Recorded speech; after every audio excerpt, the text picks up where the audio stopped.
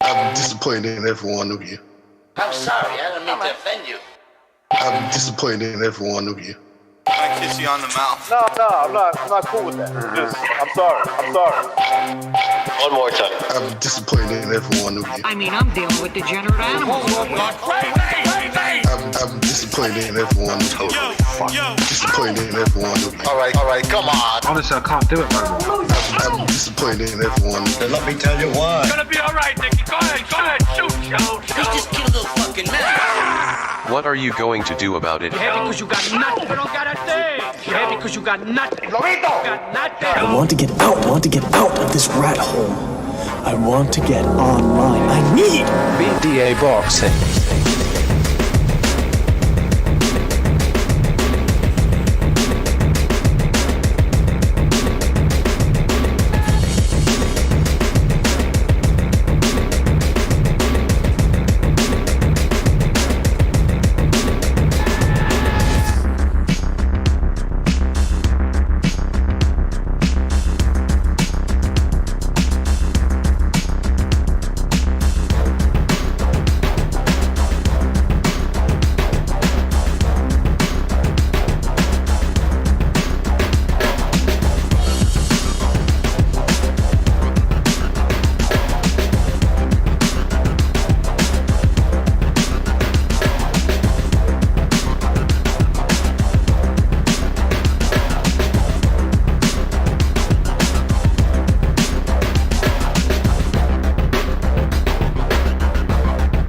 All right.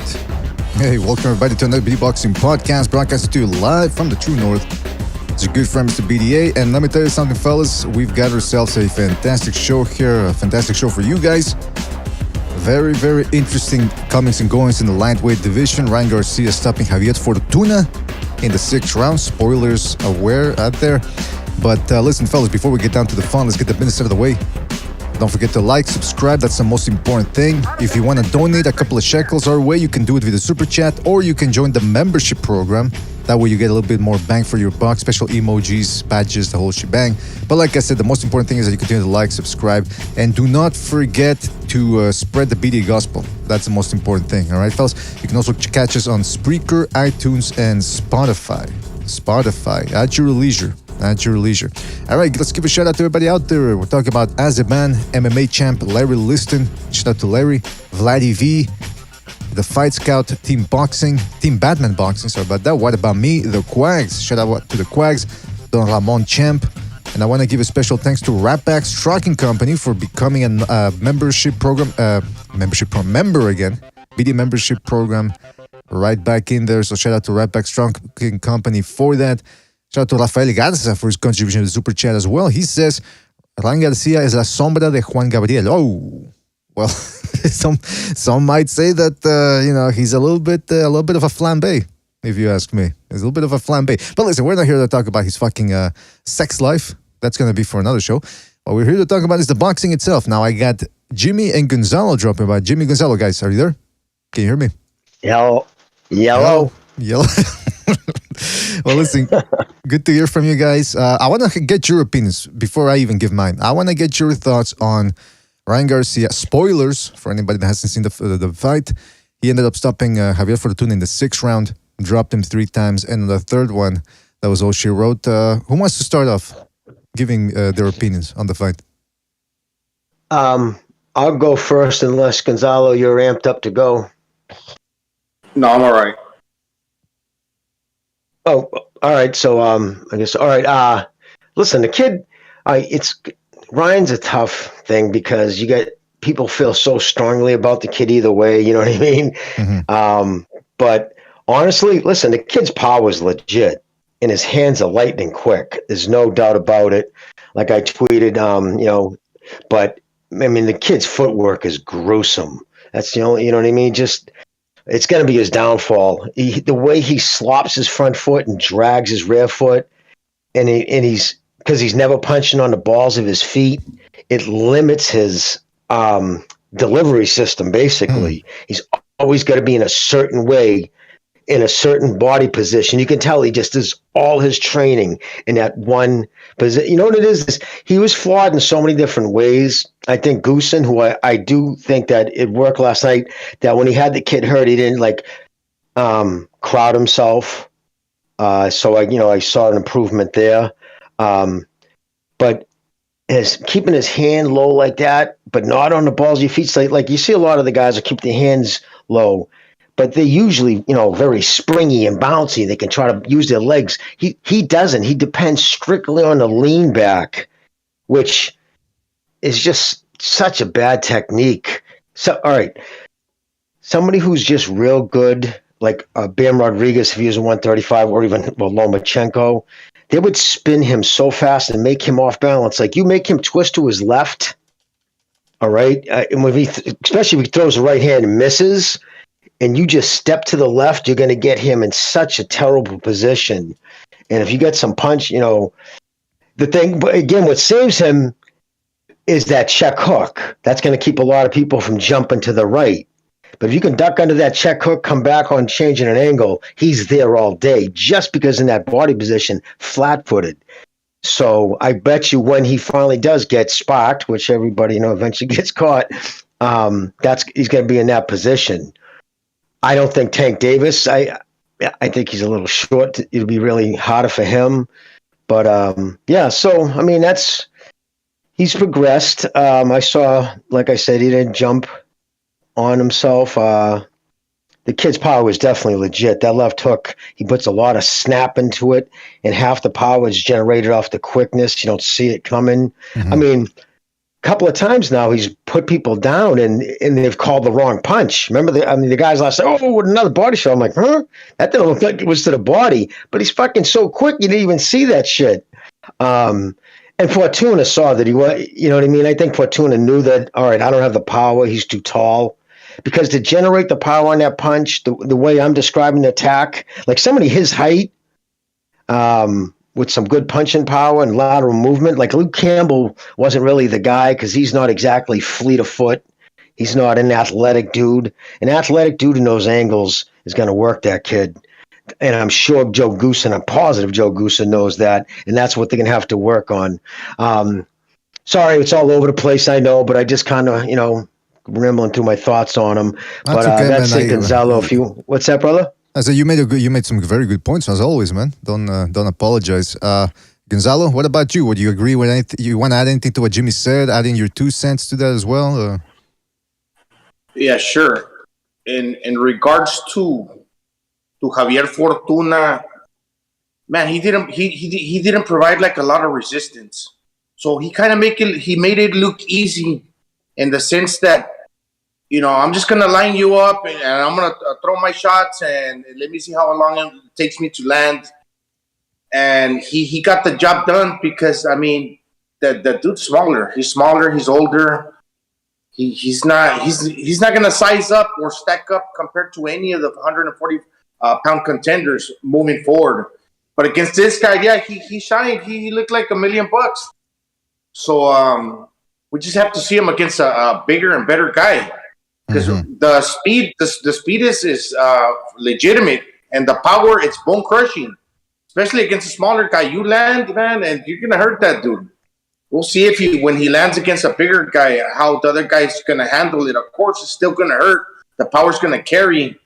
Literally, he said, I'm still having to cut weight 140. So the dude could even probably fight at welterweight because he said, I still had to cut down to 140, and I didn't like it.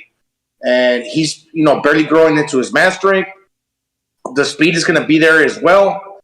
But like Jimmy said, great points in regards to the footwork. He's kind of squaring up a little too much. And he's kind of like erect, he's kind of stiff. Like he's what? He's kind of like straight up, standing straight up. Okay. Because you said another word. Yeah, you used another word there before that, yeah. Yeah, so that's the thing, man. There's advantages to that, to standing like straight up forward like that. There's advantages to that style, but at the same time, it limits you in a lot of other aspects. So we're gonna have to see how he blends his strengths according to the speed and the athleticism that he brings against other styles. They're gonna get in there, and he's gonna have to use more waist movement and moving forward. We're just gonna have to see how that works out for him later. So I mean, yeah, he's a good fighter, man. We're gonna have to see against better guys. All right. Now, before I get to that, fellas, we're going to be up in the phone lines in about 30 to 45 minutes, so stay tuned for that. Don't forget to hit the like button. I want to go back to what you guys were saying about that. I think you and Jimmy made some good points about him being a little bit too rigid. It seems like he's got some rigor mortis going on. I don't know what the fuck. He seems very stiff, but he's got a lot of athleticism because, like both of you said, the explosiveness is real. He's got legit speed and power. Like I've always said, that's a deadly combination. I mean, everyone knows it. Hand speed and power equals danger, danger, danger. Now, I tell you what I didn't like as well. Like you guys were talking about, he seems to be relying a little bit too much on that lean back. At least he had his right hand covering up his chin this time, but it's still something that he repeats during fights, and someone's going to catch on to that, maybe mix it up and catch him with something. The other thing I disliked about him last night was his omission of feints. Listen, when you've got that type of hand speed and that type of power, that type of ordnance, if you mix it up, you're going to get a guy in trouble. And that's what he did with Fortuna later on once he switched it up, because he did a smart thing later on. He started looping the right hand instead of just throwing it straight. That's what he was doing. He was just tapping Fortuna with lead straights, and then he started looping it. And that angle blinded Fortuna from seeing the left hook that came downstairs, and that's what got. So there was some deception in his game, but from the first 4 rounds, I would have loved to have seen a couple more feints. That's my thing. But let's get to the good stuff here, man. Yeah, he's got a lot of things to work on, but that explosiveness is legit. I like the fact that starting with the Luke Campbell fight, he became a more aggressive fighter. He tried to walk Luke Campbell down. The same thing against the Goy. Which, okay, he liked creativeness there. He couldn't put the guy away, although he did hurt him a bunch of times. Essentially, he frightened the guy so much that he put him on the defensive. This is a guy, Ryan Garcia, that 4 years ago was relying on his speed and on his length to just have guys come to him and just counterpunch. And when they used to get across his length, he would just clinch, which he did clinch a little bit last night too. I didn't like that. But now he's putting pressure at least. Against Campbell, he did something that no one else had done, and he took him out. He put pressure on Tagoy. Now he was putting pressure on Fortuna. Listen, he could have very easily stayed on the back foot against Fortuna and just back foot bitched it with that ass style. The ass style. Don't forget the ass style. American slick style. And that would have been it. It would have been 12 rounds of boring shit. Instead, he put pressure on and he took the guy out. So he's got to be commended for that. I got to tell you, fellas, I was listening to what other channels were saying. Some of the usual, ghetto-ass Nimrods. They don't want to give him any credit. I'm thinking, well, look, listen, we point out his flaws, but how about you give the guy a little credit? That's why people criticize us for, you guys don't give this guy credit, but we give everyone credit. We love everybody. But with Ryan Garcia, it seems because of his lifestyle, his alternative lifestyle, let's call it what it is, and because of his good looks and the fact that he doesn't share the same skin color as some people, it just seems like he's never going to get the hardcore fans along with him. What were you going to say, Jimmy? Well, I'll give him credit. I'll tell you right now, hand to God, if I was going to box professionally, and that would be the weight class I'd be 135, 140, I'll tell you right now, he, without a doubt, is the hardest puncher, 135. No question, if he can get back down there, although he's saying he can't. But anybody thinks that Tank Davis punches harder than him are fucking high. That left hook will put out just about anybody that hits his flush. The way he throws it, the way he snaps it, and the way he turns it over because of the position he's in, and the speed on it, speed kills. And I'm telling you, like you talk about all the time, Mr. BDA, that kid can absolutely crack. And I mean that when I say he's got the hottest punch, the best knockout left in the lightweight division. Again, depending if he stays there. So, I've seen more progression, and let's be honest, right now, as of right now, he has a better resume than Tank, who won his first belt, 5 years ago? By taking on him, with Campbell and him, that's now better than Tank's resume. So, yeah, there's the people who you're talking about, they're not going to give him any credit, and we all know why. It is what it is. But, yeah, but at the same token, I'm going to be honest, his footwork is just fucking, is nice and quick as his hand is, and he's a pretty accurate puncher too. but his footwork is gruesome, and it's going to be his downfall if they don't fucking square that up. Just being honest with you. You mentioned like something. Prograis would be the wrong guy for him. Next guy, I wouldn't. Somebody's mentioned Prograis would be if he stays at 140, but you mentioned that would be too much. You mentioned the weight. Now he claims he made different statements. He said, like Gonzalo pointed out, that he had trouble cutting down to 140. He's a big dude. Then he claims he wants Tank Davis. So which one is it? Is he gonna stay at 135 to fight that guy, or is he just gonna? Is staying at 135 only for Tank Davis? And by the way, no, they had. Yeah. No, I was going to say, dude, I don't mean to cut you off, but it's important because he addressed that when he was talking to Porter and somebody else at the end of when he was up there, talking with them, because he likes to talk to everybody. But he told Porter he loves everything about him too, which was a little odd. But but he said no. Not only is it gonna if David wants to fight him, it has to be 140, and he's not changing that for nobody. So wait a minute. He was pretty adamant about it, which I think is pretty lame. You're going to try to drag the kid up to 140. Well, technically, Tank Davis already fought 140, so I wouldn't see the problem. He did, but he did go back down. So you got to kind of, if you're like calling a dude out, you want to, you call him out in the weight class he's, campaigning in. And I'm not here to stick up for Tank Davis, especially the way that kid's handled his career. But honestly, though, I just don't think that's a good look, man. If you're going to go, campaign 140, so be it. But don't sit there, start calling dudes up and try to drag guys up with you. I wouldn't say, I don't like it. Yeah, that's true. I just don't think it's a good look. But I do like the fact that he's being upfront about, hey, look, listen, 135 ain't going to happen anymore. Because some people, like, Teofimo Lopez, remember, he used to say, can't make 135 anymore. And then he'd want to say, Gonzalo, please mute your mic, man. There's a lot of background noise there. He used to, Teofimo Lopez used to say, well, I'm going to move up to 140, can make 135. Then all of a sudden, we'll take on Lomachenko again. Then all of a sudden, let's do a catchweight with Josh Taylor. It's like, well, what the fuck are you going to stay at 135 or are you going to go up to 140? So as long as Ryan Garcia comes out and says, look, listen, bad choice of word comes out. But if he makes a statement and says, look, I want to move up to 140, can make 135. All right, fine. It is what it is. But you're right. Him calling out Tank Davis, then again, it is the biggest fight to make. In those weight classes. Listen, Tank Davis, he can draw a crowd now. I don't know about the pay-per-view numbers because that's disputed. They don't release the actual pay-per-view numbers. But he can draw a crowd against the right opponent. Same thing with Ryan Garcia. Now you put those two together, that's the biggest fight. I dare say that's even bigger than Crawford Spence. Maybe I'm crazy, but I don't know. I'm not sure that Crawford Spence really draws that many people. Yeah, I agree. It probably would be. Because listen, that place was pretty jammed up last night. The Staples Center, you know what I mean? That looked like it was a good crowd. And again, he's gonna attract it. It is what it is. He's gonna pull numbers. So you're not wrong. That probably would be a bigger fight, both in live gate and in pay-per-view numbers. Right, and you got two guys that the Zoomer generation can relate to. They got the Instagram, they got the Twitter, they've got the TikTok and all that stuff that they're dancing around there both of the guys, Ryan Garcia and Tank Davis, they both dance around in their underwear a lot. I don't know what they're trying to. I don't know who they're trying to attract in that social media world, but yeah. Well, you'd have the twinks against the world star. That's a good way of putting it, man. Yeah, Instagram versus World Star. And by the way, shout out to Kenshiro for his contribution with the super chat. He says, "Congrats to BDA and Bucho's cousin Ryan for the win." he's not our cousin, man. What the fuck? But shout out to Kenshiro for his contribution, man.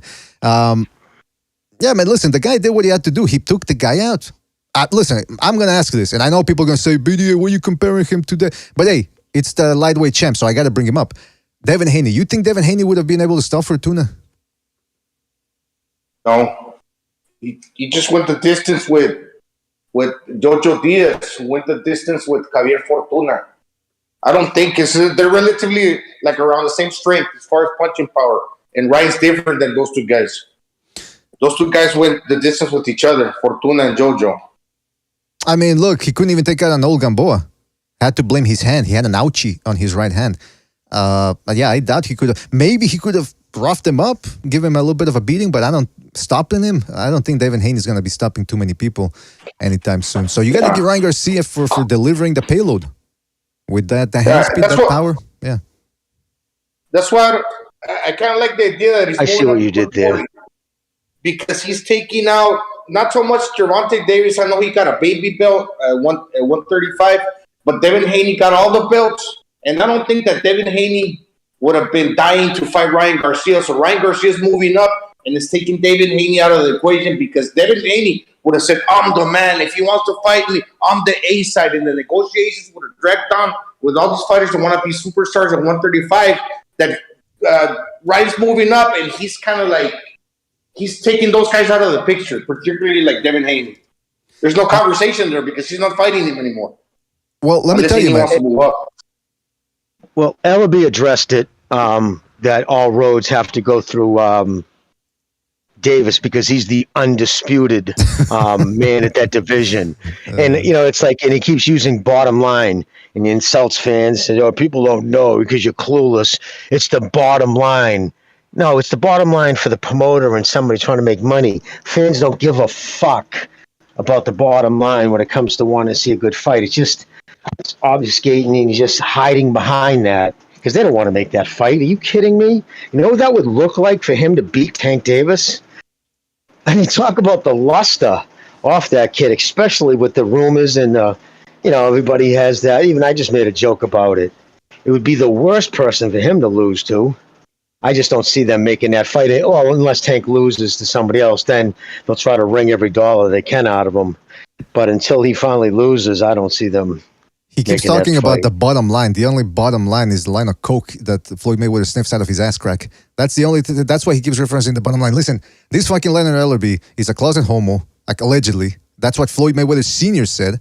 And I think he's in love with Floyd Mayweather and anything related to Floyd Mayweather. That's why he keeps bigging up. And listen, maybe Tank Davis is slightly a bigger draw at the gate. Maybe. But then again, you got to take into consideration the fact that Ryan Garcia just fought some Dominican dude that's probably older than 33 years old. There wasn't really that much smack talk. And the little smack talk that there was in the last press conference.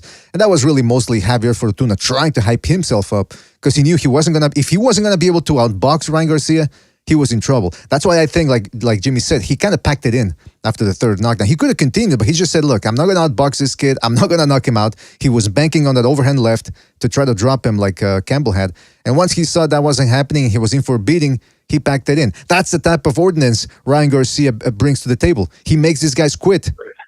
And I think that type of power, even, look, maybe Tank Davis knocks him out before Ryan gets to him, but there's that big risk for Tank Davis that he might get taken out in that fight as well.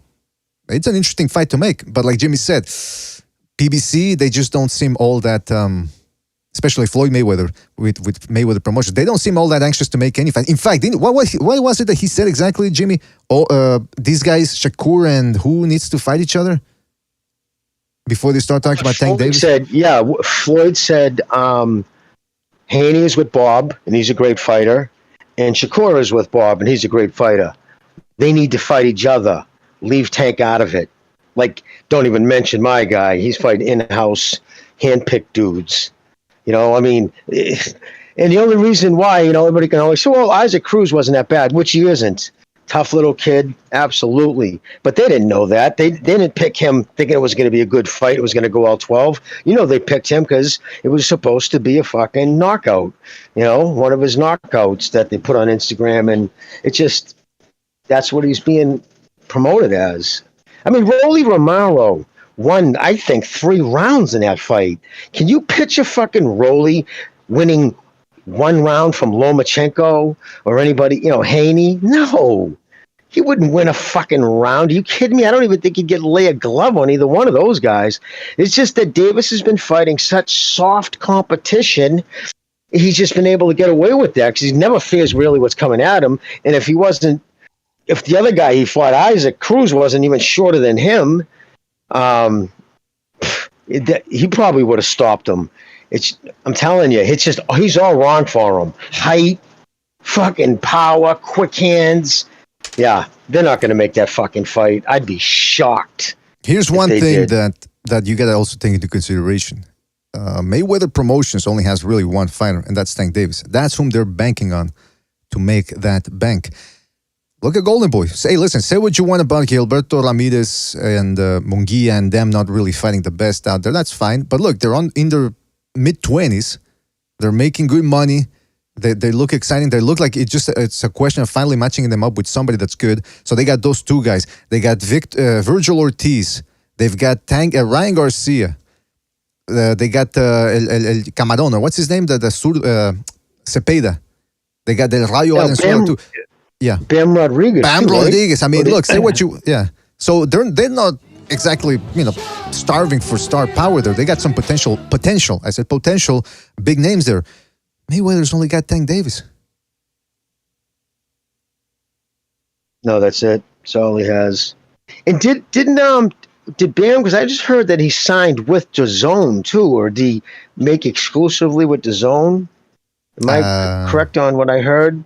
Not entirely sure, but yeah, because I know he is managed by Golden Boy, and I'm sure Bob's kicking himself in the ass because he passed up on him. At Bob Arum, and I think that's because it was one of those deals. He wanted his brother with him, and Bob didn't want to do that deal. Maybe, man. That doesn't usually work out. Yeah, but it's crazy. He shouldn't have passed up on him. Shout out to Earl Stevens, by the way, for his contribution with the super chat. He says Ryan beats Tank, it will end his career, not so much the other way around. Exactly. Look, listen. The problem with Ryan Garcia is also in a way his. To his advantage, because if he loses, he still has that Instagram thing going on for him. I don't know why he appeals to all the people that he does, but apparently he does. Tank Davis, if he loses, you got to understand, in that culture, the O means everything because of the Floyd Mayweather thing. Now, if Floyd Mayweather, I'm convinced he's got some sort of a sexual hold on Tank Davis. You cannot brainwash somebody to that point. I've been reading a lot about cults this last 6 months, and let me tell you something. I'm starting to understand when somebody's getting sexually manipulated, and I think that's what's going on with Tank Davis. So if he loses, I think Mayweather's going to make him feel like shit, and I'm crossing my knock on wood. I hope nothing bad happens, but I think Tank Davis has that type of a fragile mentality. That same type of mentality that when they get called one word, they start setting the cities on fire. That's the same type of fragility he has. So, a loss wouldn't really do him any good, man. But listen, Ryan. I wanted to pay Ryan another compliment too before I forget, because I think this is actually really smart, and this might go a long way in explaining why that question just asked. What's with the fans? I guess he hung around the auditorium last night for an hour and a half after the press conference. Not most guys shoot out to a party, and like. Every fan who hung, he made sure they got an autograph. Not charging them $10 for an autograph fucking headshot, what a lot of guys do, right? You just buy them. You don't see the guy. Sometimes they might be there, get a picture with them. You got to pay $10. But no, he stood by and went through a few magic markers, running out of ink, signing autographs for an hour and a half. See, that's the way you do it, what I mean? man. That's kind of shit right there. Yeah, builds up a strong fan base. Absolutely. Look, listen, he goes in there, he makes it entertaining. He doesn't backfoot bitch it. He doesn't say, you know what, let me jab my way, overload the jab, and then clinch my way to a decision, and then jump on the corner rope, on the corner of the ring, and start slamming my chest like, yeah, I'm the man. No, he fucking fucked Fortuna up. And then he stays after the show and he gives people their autographs. That's a star right there, man. Delivering on all fronts. Listen, I had my problems with Ryan Garcia, but right now, as it stands right now, he seems to be making the right moves. Right now, who knows what's going to happen 6 months down the line? Maybe his mental problems research, I don't know. Maybe the nose candy gets into the equation. I don't know. But for the moment, the guy is doing what you're supposed to do if you're a star, or if you claim you are a star. Shout out to Steve Munoz for his contribution to the Super Chat. He says, Saludos, BDA and panel. Ryan drew over 11,000 fans with a no-name Fortuna. How many pay-per-views does Tank versus Ryan get? And the gate. What would be the estimation on that one, Jimmy, you think? Honestly, the pay-per-view, I would think one more fight. If for Garcia, and if he took another name, another recognizable Hispanic name too, of Mexican descent, and like put 18,000 people inside the Staples Center, then I think that pay-per-view could easily hit 500,000. Really, because I think the more he wins. And again, I don't want to sound like, people make a guy looks. Believe me, that plays a lot into it, especially young Latin girls and white girls. They see him. He's a handsome little kid, man. They see him. They're more apt to go to the fight with their boyfriends. You know what I mean? Like this, you see the pockets of girls who were there last night. I mean, there was there was no boys in the scene. Like just girls went to that fight. I'm just saying, what it is, but it's numbers and it's people buying his tickets. That's So right. if he stays winning, this kid could, you know what I mean? I know that drives some people crazy. I don't know why they take it so personal, but this kid could really become a big name. Yeah, some people are, there's always going to be some envy around Ryan Garcia. It is what it is. Now, let me tell you something about, people talk about cloud chasing. And listen, that's one thing I hate about the Four Queens. They talk a lot on Instagram, Twitter, and they don't really pull any moves, really. Well, one guy that showed up to try to get a little bit of a clout off of this event was Devin Haney. And let me tell you, we keep talking about ducking. Somebody's been eating too much Peking duck. Look at Devin Haney showed up last night at the zone. I'm sharing the screen with you guys, so you just take a look. Is it the angle? Is it the way his head is positioned, or does he seem like he's getting a little chunky? I don't know how this guy makes 135. I'm sure he threw some weight on. Oh yeah, I'm sure. How does this guy make 135? How does he make 135? I'm sure it's just a lot of water weight too. Probably 155, 160, but. I mean, the kid, he doesn't drink or smoke, and he takes his training serious from all it's told. Again, he stayed and did one of those 23-round fights over in Mayweather Gym, so the kid stays in good shape. I don't know. It sounds to me like they're taking it easy on him and the gym because they don't want him to look bad. They want him to one up Ryan Garcia and the other people. Like, yeah, you got to look good for us, baby. You got to look good for us. You got to represent. You know what I'm saying? The DAZN would have their ex-fighter on. Like, he's not with the DAZN anymore. He's with Top Rank. Like, why give him mic time and give him mic time to badmouth your fighter? It was strange. That's insane, huh? That's insane. So other people, I thought it was crazy. I was listening to, I think it was What Rep It or on his Discord, and they were saying, why do they let these commentators, like Sean Porter, why is he there? And they keep asking him, who's your favorite fighter? And they try to appease the PBC. It's like, you don't see the PBC doing the same with the DAZN and with ESPN. In fact, they pretend most of the time that they don't exist. So I don't understand. It seems like, you know what it is? They're afraid of being called racist. That's what it is. They're afraid, like, oh, shit.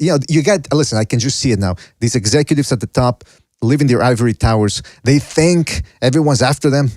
And they go, oh man, if we don't get big up some black fighters, they're gonna say we were racist. Fuck that. At this point, you gotta represent your product. That's the most important thing. That's what ESPN does most of the time. But for some reason, the DAZN, they're trying to. They've got that show there, Amir and Takad or whatever their names are. And again, they're trying to, the hip hop, the sneakers, the crip dancing. That's not. Listen, that people don't want to watch that on the DAZN. Make some regular programming for regular people and start maybe giving a little bit of shine to your fighters. Stop trying to get big up the PBC because they think if they do that, then the PBC is going to reciprocate. They're not going to do that. I mean, even their announcer, color commentator who sucks, Sergio Mora, he's dumb. He argues points with everything. I don't like him at all as a commentator. But for him to sit there and, of course he's doing what he's supposed to do, prop up Gonzalez. I mean, what? Who was the kid was fighting last night?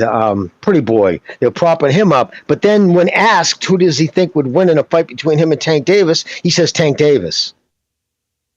Well, listen, I don't mind that. If that's his opinion, that's fine. But there were other little things. I don't think you should even ask them, though. It's just not good to prop up another guy. You would never hear, like you said, on a PBC show, that would have been put in a position to even say it, is my point. Mm-hmm.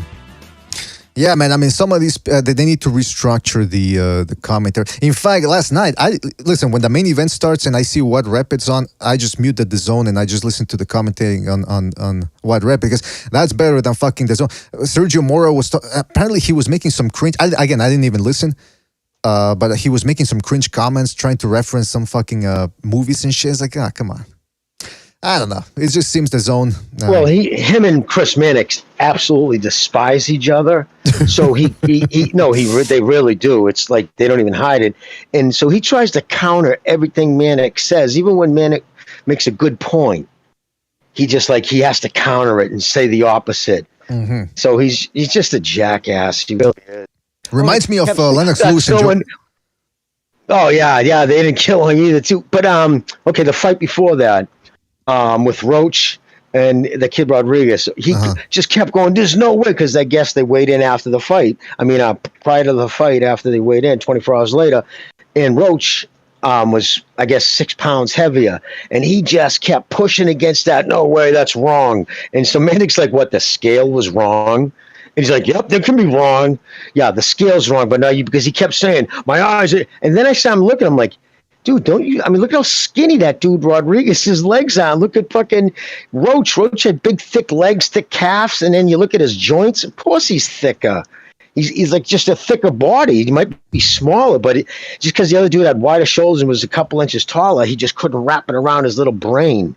But he kept pushing. It was driving me crazy, to be honest with you. I almost tweeted to him, like, shut up, dude. I gotta tell you, at this point, if I had to pick, I think the Showtime commentary is still a little bit better than the rest. Not by that much, but I can listen to it a little bit more than I can with Tim Bradley over at ESPN. Ooh, ooh, and then making fun of dead fighters like that African kid that died. I mean, come on. And then, like you said, you already talked about the zone. So Showtime, I can bear it a little bit more because they still have Al Bernstein. I don't like fucking what's his name? Renato Morala, or what's his name? Ronaldo Morala on Fuego. It's like, all right, take it easy. I know he says he's bipolar, but I think that's just his excuse. Yeah, the bipolar rock and roller. I think that's just his that's excuse. What he called himself. I think that's just his excuse to scream like a maniac. And then when people call him out on it, well, I'm bipolar. You know, I got OCD or whatever the fuck it is. I mean, don't they have medication? See, I like Ward. I like Andre Ward. I think it would just be better with just Ward. I think he's honest when he's calling the fights. I like the way he calls them. But your show will go live in 5. Oh, sorry about that. Yeah, Ward's not that bad. Ward's kind of okay. He's got an agenda too, though. But like I said, I'd rather listen to fucking Showtime now. A little bit. Nobody will ever beat the golden era of HBO when Larry Merchant. Well, he never stopped being Larry. He would always call people out on their bullshit. Jim Blampley, at some point, he was okay when he wasn't being overtly biased for De La Hoya and for Jermaine Taylor. He loved those guys for some reason. Oh, and Barrera, he would just lick that ass up. And when you had Roy Jones before the CTE started getting to him, that was the golden era, man. Emmanuel Stewart, can't forget Emmanuel Stewart too. He was pretty good. Well, that was before there was a rift, though. That's when there was no such thing as this side of the street. Yeah. I mean, especially with Showtime. Showtime, when they first started, they treated HBO with the respect that they were the guys who've been they were the gold standard. It wasn't until Al Heyman went to HBO and he pushed that. No, he did. He's the one. Now listen, ask Steve Kim next time he's on. I mean, everybody knows that, and he was terrible there. He drove the executives over at HBO got sick of boxing just on the shit Al Heyman did, and he's the one who, did the divide with not letting fighters fight with Showtime, and he started that, and now it's where it's at today. And put it this way, it didn't. His tenure there didn't. HBO boxing didn't even survive it. That's right. What 5 years after he left, shut the doors. Yeah, that's how bad of a taste they left in their mouth. Man, there was a point there, man, for a 20-year period or maybe a little bit more where HBO was number one, Showtime was the clear number two. But even then, that made Showtime work their asses off and make do with what they had, with the budget they had. And they put on some... Listen, I still remember 2005, they actually beat HBO in terms of quality fights. But anyway, I want to tell people that we open up the phone lines, so make sure you come in for that. And I want to talk a little bit about what would happen between Garcia and Tank Davis, because we haven't talked about that matchup all that much, which is, supposedly could happen. Although I don't see it happening anytime soon, but we want to talk about the actual matchup itself. But again, like I said, the phone lines are open. Oh, shit. Hold on a second. Did I... Fuck. Let me see if the settings are correct here. Otherwise, I'm going to have to restart them. Did anyone see the ESPN card, by the way? Barboza? Yes, right, the pirate. I didn't see that one. What happened with that dude? He's pretty dominating. He controlled it. I don't think he lost. Maybe he lost one round. Is that right? It was a masterclass. Yeah, he did good. Yeah, he can box his pants off, and he's got a good chin. That's for sure. Pop, he's got pretty good pop. Not a real devastating puncher. He's got enough to keep you honest, but he does have a good chin. He's got good boxing ability. And he comes forward. So he lands combinations. Yeah, apparently they want to put him in there against Teofimo Lopez if Lopez gets past the next guy he's fighting. But I mean, you just never know what's going to happen. Yeah, 140. All right, actually, I have to restart the phone line. Sorry about the fellas. All right, you guys talk a little bit about the potential Ryan Garcia-Tank Davis matchup, how you would see that one going. So Guys? what about you, Gonzalo? What do you think?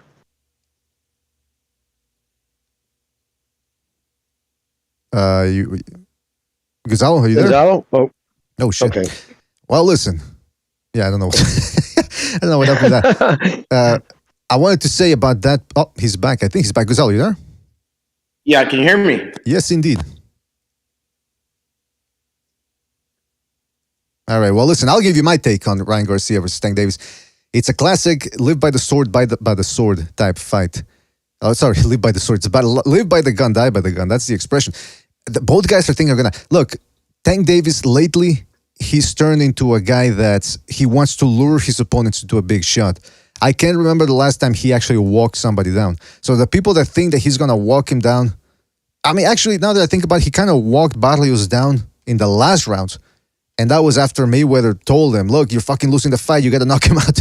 So him boxing against a taller fighter, because like I said, Ryan Garcia can box. He can use that length and that distance, and he can, his chin is up in the air, blah, blah, blah. The feet, he drags him. But he's very good at controlling the range when he wants to with that fucking length. He's a very tall guy for that division. So now it's going to be a problem for anybody to get inside. And I don't know if Tank Davis is willing. I don't know if he's got the work rate to be able to do that. At the same time, Ryan Garcia really hasn't faced that many punchers. And Luke Campbell's nobody's idea of a puncher, and he fucking had him out. Well, not out, but he dropped him hard in that fight. So, I don't know, man. What do you guys think? Jimmy, you go ahead. Yeah, well, I think he would have to. Oh, Gonzalo, you going to say? I'll go after you if you want. And that lead left hand that presents a problem because that means that his body, the trail hand is not turned over. It hasn't committed. So he's still got the right hand to save him. If he commits with that right hand, which he's not correct with the left hand, he's not really throwing his body forward. So he basically, he could kind of like, if he doesn't have the greatest feet ever, his body is not like fully fucking swung to like the front of his, like, it's like totally committed that he cannot like actually like push back if he wanted to, because he's just swinging that lead hand. That lead hand is going to be a problem. And the problem with the lead hand is you can't keep taking the swipes to the head. I know he knocked out Barrios late and he caught him in the end, like in the 10th, but up to like the 8th round prior to like the 9th and the 10th, Barrios was winning that fight, or it was pretty even. Barrios, he doesn't hit as hard as Ryan Garcia, in my opinion. Like I said, you can't keep taking those fucking lead hands, like round in and round out, like right with the ones that Ryan Garcia throws. He's going to hurt him. Because if he's catching you on the top of the head, Tank Davis might have a hard head, like a little fucking helmet. But still, Ryan Garcia's got hard fists. And he's not really going to hurt his hand that easily. He's just not. And he's going to fuck you up. So you can't just keep taking those shots, in my opinion. It's an excellent point. What gloves did he have on last night? Was he wearing the Rays? Was he wearing punches gloves? I don't remember. He was wearing Grant. A white Grant. Yeah. Well, I know Grant they make a puncher's glove, a horsehair glove. I don't know if that's the ones he had on. I'm curious. Yeah, he hurts his hand. He had the Mexican ones. Interesting. Okay. I didn't know Grant. By the way, somebody had Grants from 15 years ago in my gym, and they were still holding up. And then I read reviews about the current Grant gloves they sell online. Apparently, the stitching's not that good. But then again, that was 4 or 5 years ago when I read that. I don't know if they've changed it now. But I've always wanted to get Grant gloves, but they don't sell them here in any retail store. You got to get them online in Canada. But anyway, the phone lines are open, fellas. Phone lines are open. I think. I think he would need, if he used his jab too, that would be very important for Garcia to work. My dog's ripping apart one of his big ass toys. Sorry about the sounds. He needs his jab because his length and his height, because that would be very important to be able to stick, just keep, not letting him set up, because he's going to be all around trying to crouch down and jump in. It's going to be all explosive little moves onto the inside. You know what I mean? Especially if he gets him leaning back and he misses. But he would just always be ready for the check hook. That would be the punch that would hurt and eventually take out Davis if he was to stop him. And Davis got a gallon neck. It would be an easy guy to stop, but he's got that kind of power. If he was to fight, at 140 or even 135, I bet he's got enough power to stop anybody at that weight class. But if King Ryan the Twink can't make 135 anymore, then Hey, fuck him, man. But then again, supposedly Tank Davis's fans keep telling us that this guy can dominate 130 to 140. So why not make it 140? Prove us wrong. Let's go to the phone calls. The phone lines are open, fellas. Phone lines are open, so make sure to call in. The phone number's in the left-hand middle portion of your screen. Let's go to the phone. And by the way, when you call in, make it concise, precise. Give us your thoughts on the fight, what you think is up next for the future, and that's that. If I hang up on you impromptu, don't take it personal. It's because we got to get to the phone calls. So just try to make your point without prevaricating too much, the way I'm doing right now. Let's go to the phone lines. 914, you're on the air. 914, what's on your mind? 914. Guys, it's Fernando from New York. Oh. It's always a pleasure to be on the show. Same, right back at you, man. Guys, Fernando, what's up, buddy? how much of Ryan Garcia's, like, the way he's being managed right now reminds you of Amir Khan's, the earlier part of Amir Khan's career? And even the fighting style. There's some similarities there, man. The speed, the power. Both not had so much the fast activity. hands, yeah. Not so much the activity, though. Khan was more of a combination puncher. But you're right there, Fernando. Yeah. So, And Khan didn't have that kind of power. basically, I noticed this trend between, what's that guy's name? Rolly Romero and Ryan Garcia, right? They're very strategic in the way that they market themselves and the way they talk to get certain matchups. So with Rolly Romero, he wanted to cash himself out, and he started that little WWE feud with Gervonta Tank Davis. Yeah, it generated a lot of interest, pay-per-view buys, whatever.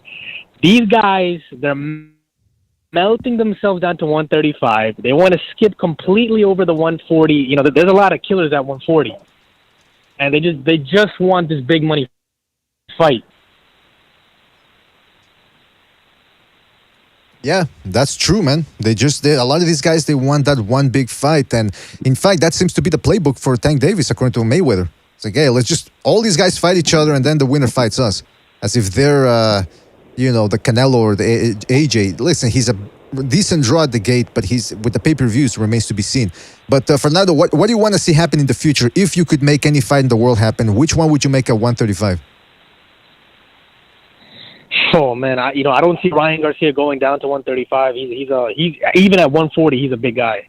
He's tall. He's taller than some of these 140 guys. I would like to see something like a Mighty Mo Hooker against a Ryan Garcia. I know a lot of people probably won't want to see that, but I don't see the likelihood of a Ryan Garcia versus Regis Prograis, a Ryan Garcia versus Barboza. Even a Ryan Garcia, you might see something like a Ryan Garcia versus Blair Cobb. Like, you might actually see something like that. But at 135, I don't see Ryan Garcia fighting at 135. So if you ask me that question, I don't want to give you a fantasy matchup. Like, what's the point of fantasy fights? That's how a lot of these YouTube channels make money, off of these so-called fantasy fights that never materialize. Great point. That's a great point. And I really don't want to be fantasizing about Ryan Garcia. That's the last thing I want to. If that ever does happen, I'm going into for some therapy. Well, listen, Fernando, anything else you want to say before we move on? Yeah, so it's a little bit random. This might be for your other YouTube channel, but Ryan Garcia, at the end of the fight, he glorified Jesus Christ. A lot of these guys thank God at the end of their fights, but they're talking about a God that's different from the God that everybody thinks of. So I don't want to be too hard on the kid by calling him maybe he's pursuing an alternate lifestyle in his personal life or anything like that. I don't want to say that. He comes from a newer generation and stuff, so we might be misperceiving things, but he was very vocal in what he said in the post-fight. So, I can't be too hard on the kid. Yeah, he needs to change his lifestyle. He wants to get back on the true path to the Crimson Cross. Well, shout out to you, Fernando. Thank you for calling in, man, and we'll catch you on the next one. All right, man? Always a pleasure. All right, good. Thank you for calling in, man. All right, yeah. So, yeah, he did give up a big up to God, and he did chastise Twitter not that long ago for allowing pretty much a bunch of pedophiles putting on pictures of underage girls and all that, or boys, actually, because that's what... Listen, you got to remember, most pedophiles are actually homosexuals. They're attracted to the same sex. They're not attracted to little girls. So you got to keep in mind, maybe Ryan Garcia pissed off some people, some of his fan base with that statement. I don't know. But it's interesting that he called out Twitter for that, and now he's big up in God. Might be on the true path. Might be on the true path. I don't know. It's not for me to decide. Let's go to another phone call here. Don't forget to hit the like, fellas. Hit the like. Let's go. Let's go to 956. 956, you're on the air. 956, what's on your mind? ¿Qué onda? What's up, BDA? Oh, LT, what's up, man? Yo, this is LT. ¿Qué onda, carnal? ¿Qué pasó? Shout out to Gonzalo and Jimmy. Jimmy! All right, Yo, can you LT, guys hear man. me? Yeah, we can hear you, man. ¿Qué onda? ¿Qué What's pasó? going on, brother? All right, perfect. I was muted. Yo, man, what a fucking trashy ass fucking fight, bro. Oh. Sort of fucking guy, bro. Like, we complain about Devin Haney fighting bums in Mexico. Bro, might as well, bro, be the same motherfucker Devin Haney fought. Devin Haney fought in fucking Mexico, bro. Sort of fucking guy. This guy just went there, collect a check. Bro, come on, bro. Let's be real. Oh, bro, they all act surprised like if fucking, fuck, I even forgot his name. Ryan Garcia. They all fucking act like Ryan Garcia won the World Cup or some shit. Yo, he won the fucking belt. Woo! Woo! Bro, get the fuck out of here, bro. That motherfucker just wanted to get a fucking chick and bounce. That fucking man, he looked fucking hungry, or he was eating all his fucking money away. He came out fucking chubby as fuck. Bro, it's fucking embarrassing, bro. I sort of fucking God, bro. Half of the stadium is fucking empty as shit. They want to sell him as a fucking star. He's a fucking star. Yeah, whatever, bro. Just because you have change like Devin Haney, you're gonna think, and you come out with rappers, black rappers, may I add, you think you're gonna be a superstar now, bro? Get the fuck out of here, bro. No matter how many fucking tattoos, you're not gonna look mean, bro. All right? You might want to get a fucking tattoo of a fucking grenade launcher or some shit. It's still not gonna hurt. Still not gonna fucking scare motherfuckers away, bro. You know what I mean? Like, what the fuck is this shit getting fucking tatted up and shit, thinking you're fucking bad? Bro, bro, this is fucking ridiculous. I hate this shit. Fucking boring ass fight, bro. The commentators were like so fucking disappointed, like, this is a gay ass fight. They wanted to leave too, man. Bro, like, to at this shit, bro. Fucking, Ryan Garcia, bro, like, yeah, I won and shit, walks to a fucking podium and grabs a fucking glass, bro, like, why don't you, like, take a toast? Yeah, let's toast to something. He fucking, like, I sort of fucking got, like, I don't know what the fuck, bro. He's been fucking dancing around way too long in his fucking underwear, bro. He's believing this whole fucking hype. Like, I sort of fucking got, yo, this kid is ridiculous, bro. I'll say then this, whoever LT. fucking falls for that fucking train are a bunch of faggots, too, bro. Let's be real, bro. Who fucking believes that shit, bro? Hey, I'm a boxing fan. That's why I stand for fucking Virgil, bro. You know what I mean? Yeah, I know what you mean, man. KO doesn't leave it to the fucking bro. And that's a real KO knockout artist, not that motherfucker that secretly tells Fortuna, okay, I'm gonna knock you out in the LT, round. LT, I agree with what you're saying, okay. LT. Bro, this is fucking ridiculous, bro. Theater 1-on-1, bro. I started fucking right. LT, we got it. LT, we got it. Fucking boring, man. LT, we got it. But let me say this, man. At least he took out old chubby Fortuna the way he should have.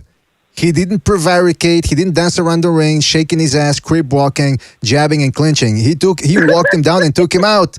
That's what I like to see. That's what we want to see. Bro, and then he signed autographs. Fortuna was there to do that, bro. He asked him on the DMs on Twitter or whatever the fuck they talk to, Instagram or WeChat or whatever the fuck these kids talk nowadays. They DM each other, hey, bro, right? Give me the fight. I'm not, bro, little midget fucking Diaz.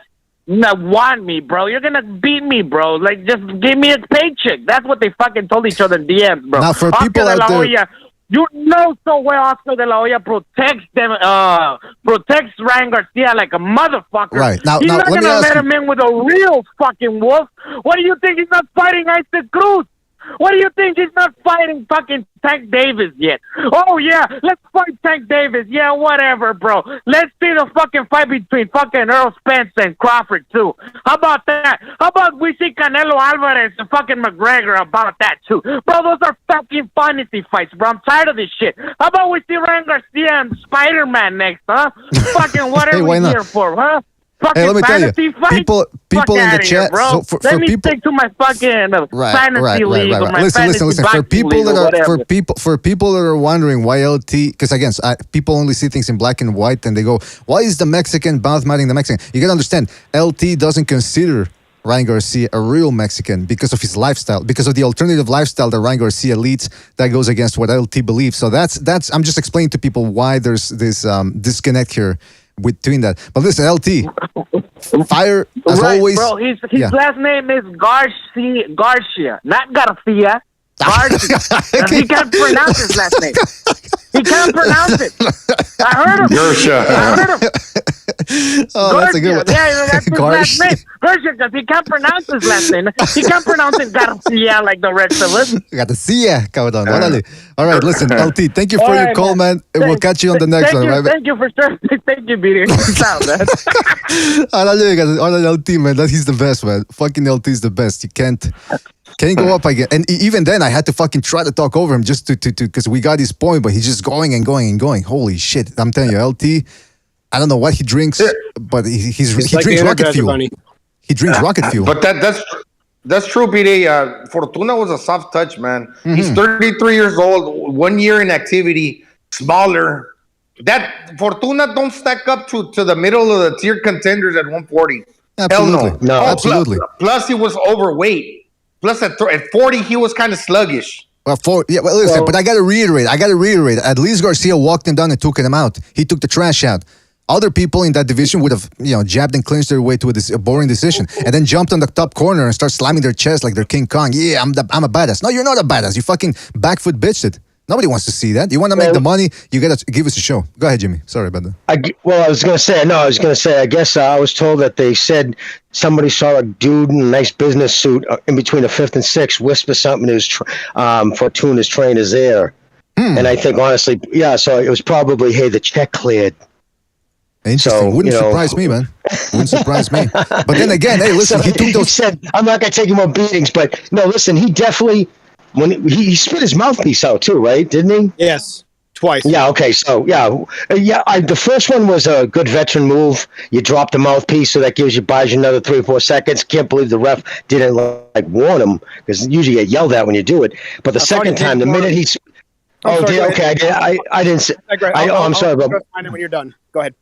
Actually, I didn't see that. I just. But anyways, but when he spit it out the second time, I believe he stopped counting, because that's telling the ref, okay, I'm done. He was calling it a night right there. So yeah, he wasn't going to put himself through it. He wasn't there going to go life and death for that. When he realized he wasn't going to be able to touch him, and he got that, you see his temple and knotted out. He had that big fucking knot on his temple. That was from that last check hook, and he was like, "Yeah, that was the last one I'm eating. Good night." Yeah, he didn't want anymore, man. Like I said before, he wasn't going to outbox Ryan Garcia. He wasn't going to knock him out. So I think he said, "Why am I taking these? Why take a beating when I know there's no chance?" He's not built like that. Fortuna's not. I tell you what, Ryan Garcia might not be built that way either. Remains to be seen, but at least he's taking the trash out and he's putting on pressure and making the fight happen. All right, well, listen, fellas, I got to take more phone calls here. They're piling up.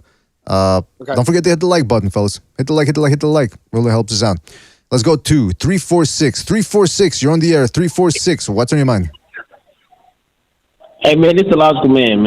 I know we just had LT the Maniac come in. But look, check this out, man. All I know is Ryan, he kind of got my respect, man. I didn't expect him to, just walk down Fortuna like that, man. He whooped his ass, man. Like it was nothing. Like, it was like a sparring session. At least Ryan, people say that, Ryan's protected, he's protected. Well, so fighting someone like Luke and Javier is better than the challenge that Davis has really done. I mean, who the fuck has Davis really fought? We're like, oh, man, this might be a 50-50 fight or 60-40. I never fucking seen it, And the only chance Davis has of really beating one of the top guys is Ryan, because Ryan keeps his fucking chin up, put his hands down. So, of course, I think Mayweather will make that fight, because he's thinking, okay, we can beat Ryan, but he ain't fucking with Loma, T.O., or Haney. You already know, because Davis ain't that level as I can see. Who? That's fair. You got a good... I will say to the caller... And hold on.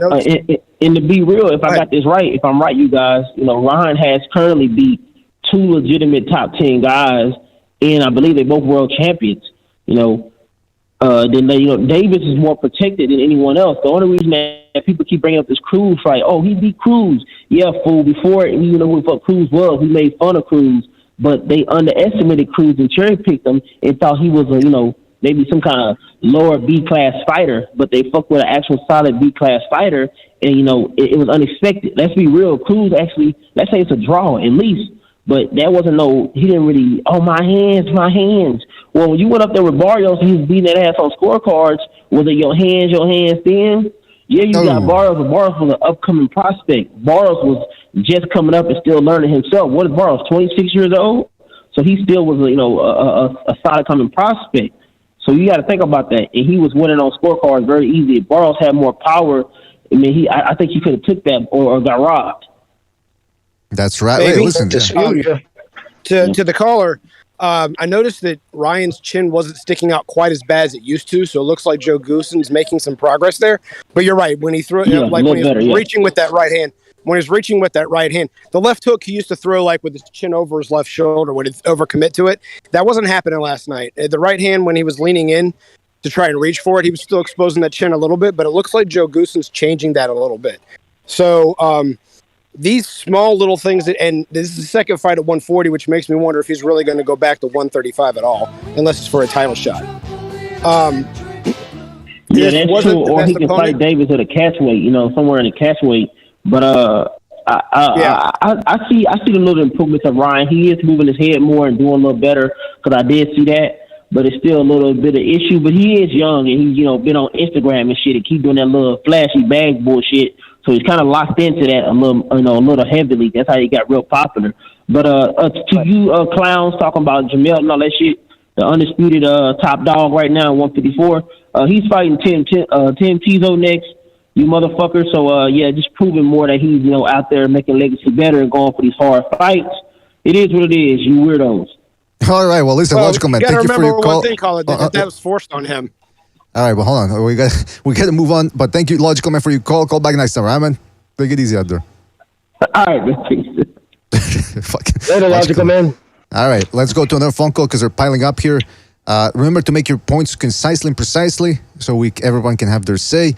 Let's go to hit the like button. Really helps us out. 650, you're on the air. 650, what's on your mind?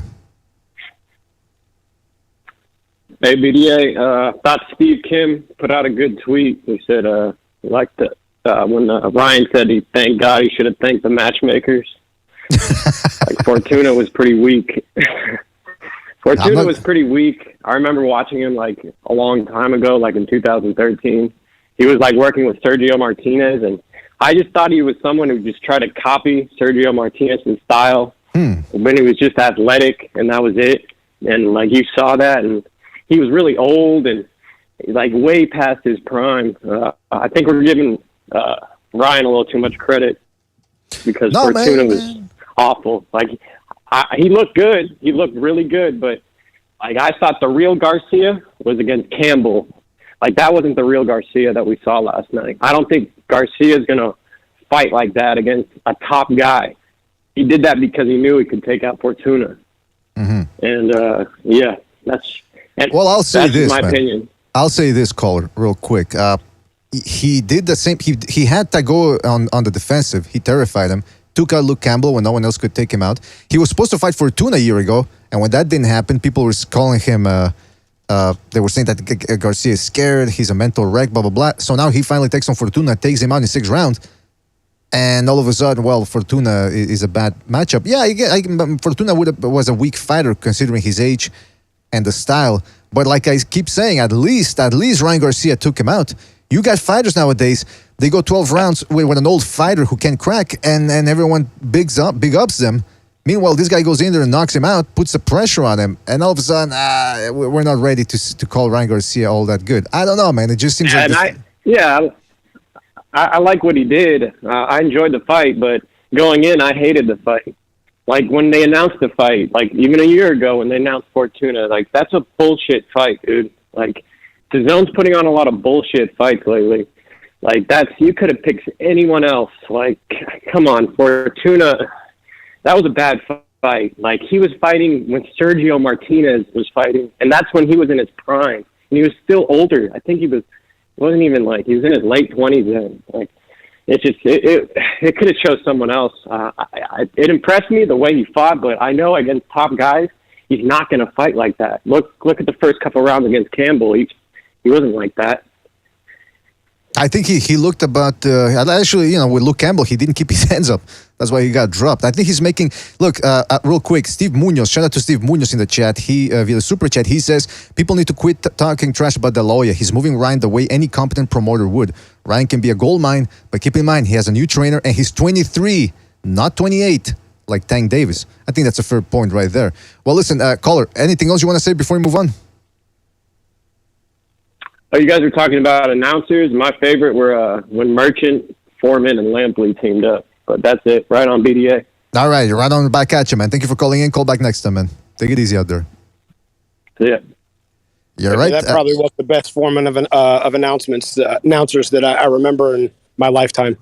I like Gil Clancy, too. I thought he was pretty good. I don't know why they decided. He was a good substitute for George, too. When George would come out, he would step in. He was great guy, and when I met him at the Hall of Fame, very knowledgeable guy, really fun to talk to. The one that didn't work out was later on, near the end of the HBO, was Hopkins. He didn't work out all that well. He wasn't a great speaker. And some people, that's why they say, well, Mayweather, why don't they make Mayweather an announcer? Because he's not that great a speaker, and he's going to make it all about himself. Believe me. Right. Believe me. So, yeah, he wouldn't Well, be that look, good. Lennox Lewis did the same thing, and they fired Lennox. So, yeah. I mean, they said it was a mutual separation, but what it was you're not doing good and we don't want you anymore. So if you bow out gracefully, we won't have to fire you. Do you know he always used to say definitely needs to throw more punches. Definitely needs to throw more punches. That's it. That's your inside analysis, your expert insight. I mean, come on. Anyway, let's go to another phone call here. Don't forget to hit the like. Let's go to, what do we got here? 310. You're on the air. 310. What's on your mind? What's happening? Boom Boom Guy representing New Media. What's happening? Wait a minute, New Media. Anyway, what's up, Boom Boom? What's on your mind, man? Yeah, there's a little splitting of the LDBC. Oh, no. Some are going New Media, and I think the toxic people are staying LDBC. So I think I identify more with New Media. So I'm going to, until this gets figured out, I'm going to claim New Media. There you go, man. But about last night. Mm-hmm. About last night. Fortuna, that was a good win under Ryan's belt. Fortuna is a former world champion, only 3 losses. Yeah, he looked like he lost his step.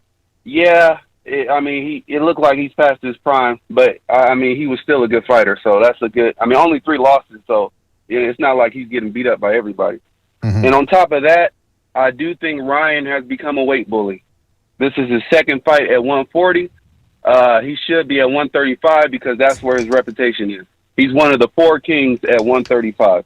But recent pictures show that he's looking bigger, and I don't think he's gonna make 135. To be honest, interesting. Because like when he was trying to fight Kambosa, he said, "Oh yeah, I'll fight Kambosa for the belts."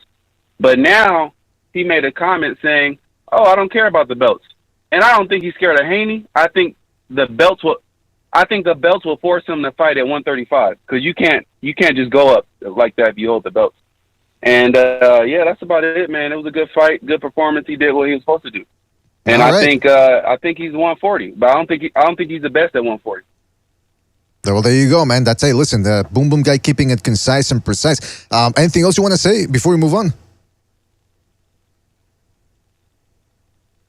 Boom Boom. Boom Boom Guy out. All right, I like that phone call. I like how he kept it short, man. I guess it's a no. Yeah, I like how he kept it short. I'm glad. Yeah. I'm glad he's distancing himself from the toxic part of the LDBC. But I just got to ask him: isn't it kind of weird? Like, why do you have to call you? If you're a media, isn't that like one of those institutions that's self-evident? Like, why would you have to call yourself that?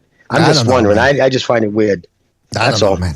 Listen, those people over there on that side of the street, I don't know what they're doing. Don't ask me, man. They're living in a whole different world. Shout out to everybody in the chat. Don't forget to hit the like. Zion Zelvin says Fat Dan is an example of all media. Why do people always got to go after Dan Rayfield? Poor guy, man. Call him Dan Rayfield. Don't call him Fat Dan. That's disrespectful to fatties all over the world. All right, let's go to another phone call here. Let's go to 214. 214, you're on the air. 214, what's on your mind? What's up? I thought Ryan looked good last night. I thought he looked really sharp. He was throwing a lot of wide hooks, but they were landing. So he used his jab more. And Fortuna, for most part, he was only looking for one shot. and he wasn't throwing his jab either.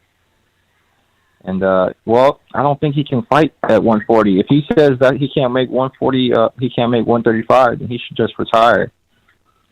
Yeah, what's that about? That's one of the things that I do have to take umbrage with. Is he pulling a Teofimo Lopez and saying, "Oh, I'm staying at 135," or "No, actually, I'm moving up to 140." No, actually, I'll be staying at 135 for this fight. What's he doing? Do you think he can make 135? No, I think I was talking about Javier Fortuna. Oh, okay. Fortuna said he wanted to fight at 140. Yeah, he said that. So yeah, I'm he like, said you that. don't look good. He doesn't look good at 140. He looks kind of fat, kind of not too sharp. He started as a featherweight, I believe. So I think this is his max. He's just going to be a stepping stone at 140. So I think he should just retire, unless he's cool with being a stepping stone like Gamboa and Vargas. That's true, man. Listen, Fortuna, he showed a lack of heart last night. He didn't go out on his shield. But what you want to see next for Garcia? I don't know, because if he's going to be fighting at 140, there's a lot of fighters that would love to get in the ring with him, and I don't know if it's going to be as easy because they're young, they're hungry, and I think they could very well beat him. Like Sabril Ortiz, but he's with PBC.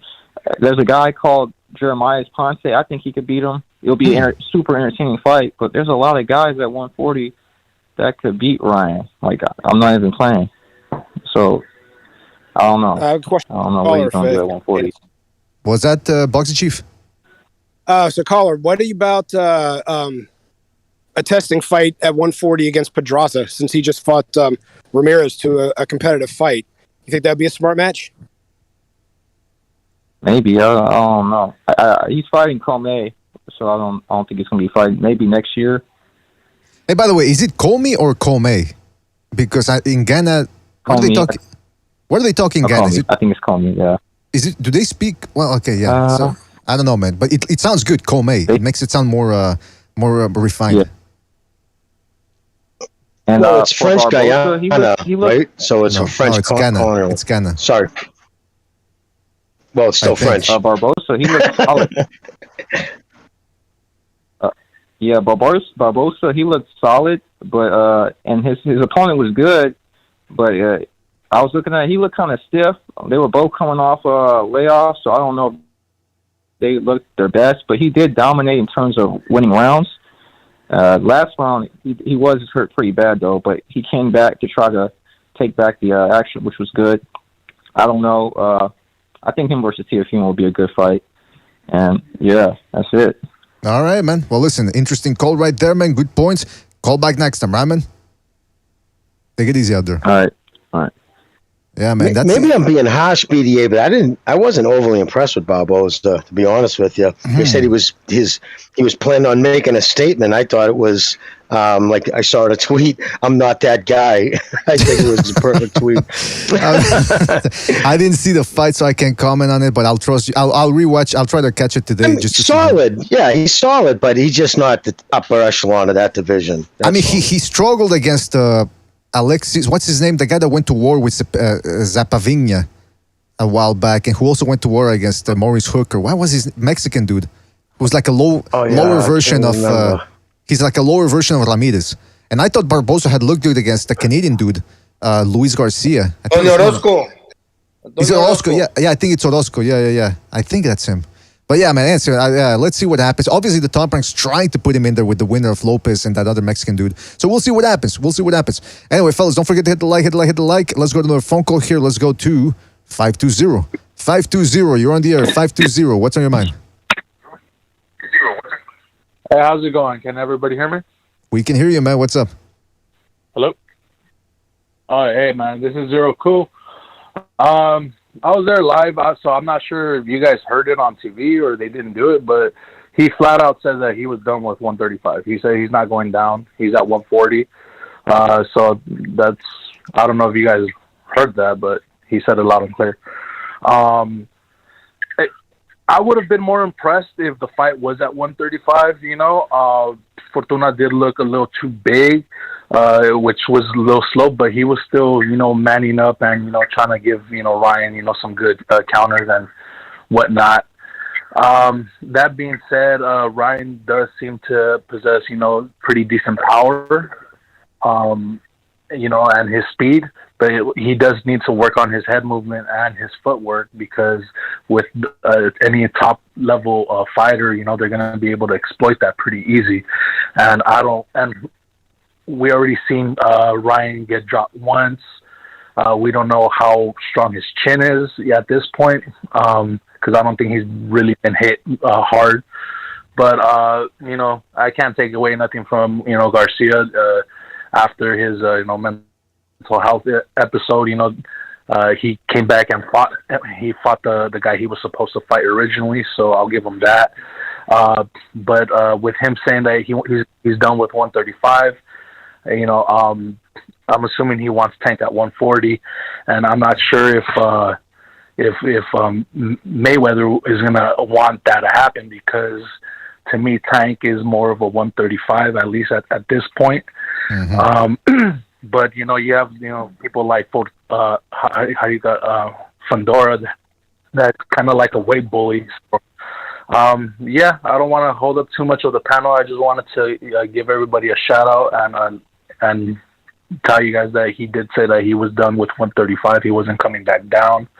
I was there last night at the event, but shout out to everybody, and thanks for everything, BDA. Thank you for clarifying that about him staying at 135, man. And we'll catch you in the next one, right, man? Thank you for calling in. Take it easy, man. Call. I wanted to ask him about the fight, but we're running out of time here. So, I wanted to ask him how was the atmosphere. Were there any fights? So whenever you get a bunch of Mexicans in the stands, they're going to throw down. Let me just get real quick here. We got, I don't know if this is Kenshiro on the StreamYard. Kenshiro, is that you? Who is this? This is Frank. This is Frank. Okay, sorry about that. I thought it was Kenshiro. What's up, man? What's on your mind? Oh, nothing. I just jumped in the StreamYard, just talking about the Ryan fight. I guess I jumped in and heard that. I think it's a great fight. I mean, I'm going to buy it. I'm going to have a fight party. It's big for boxing. It's huge for boxing. It's bigger than Bud and Spence. That's right. Well, yeah, I think so too. I agree with you on that one. A fight party. That if any fight deserves a fight party, that would be Tank Davis, Ryan Garcia. Who would you pick in that one, there, Frank? Geez, man. I mean, I have to be honest. Watching it, I just wasn't impressed. It was a good fight. It's entertaining. Ryan is entertaining. Ryan gets too much hate, but I think Tank KOs him. Tank, if I'm looking at strictly boxing, Tank KOs him. But if I'm thinking bigger than boxing, I would say Ryan will KO Tank, if that makes sense. I'm a little confused. You're saying, I'm a little confused. You're saying for boxing wise, I think, are you trying to say that it would be better for Ryan Garcia to win in order to have a star, or are you saying that he? Yeah, because Pacquiao's gone, Mayweather's gone, Canelo could be gone. I mean, we don't know. I mean, he's on his way out. Put it that way. Canelo's on his way out. As far as star, that sounded like to be or not to be, that kind of confusion. There's nothing worse than fear itself. Yeah. Well, he's asking me the question. I'm going to explain. Boxing always needs a face. There has to be a face of boxing. That's right. Ryan just makes the most sense. Yeah, that's a good point. Yeah. In the industry, that was also something they say in the industry. You need a face for the money shot. There you go. There you go. Canelo's been for what? The last 5 years? Pretty much. Yeah. Him, pretty much. Like, and AJ. The last boxing event that I really remember going to, and it was huge, was Canelo Triple G Part 1. That was the last event, and that was 5 years ago. Think about that for a minute. Yeah, that's a good point there, Frank. Listen, you gave us some food for thought here, man. That's a great point, man. Listen, we got to move on to another call, man. Anything else you want to say before we move on? Oh no, I thought you had a panel. I thought this was the panel. No, this is for the outside of North America. We've got people calling in here. But Friday, if you want to be on the panel, Friday, it's open lines. Anybody can jump on. Make sure to check this out on Friday. Let me just hammer that is that, I'm looking at it from the sport of boxing and what's going to carry us for the next 5 years, because the whole idea is to grow the sport.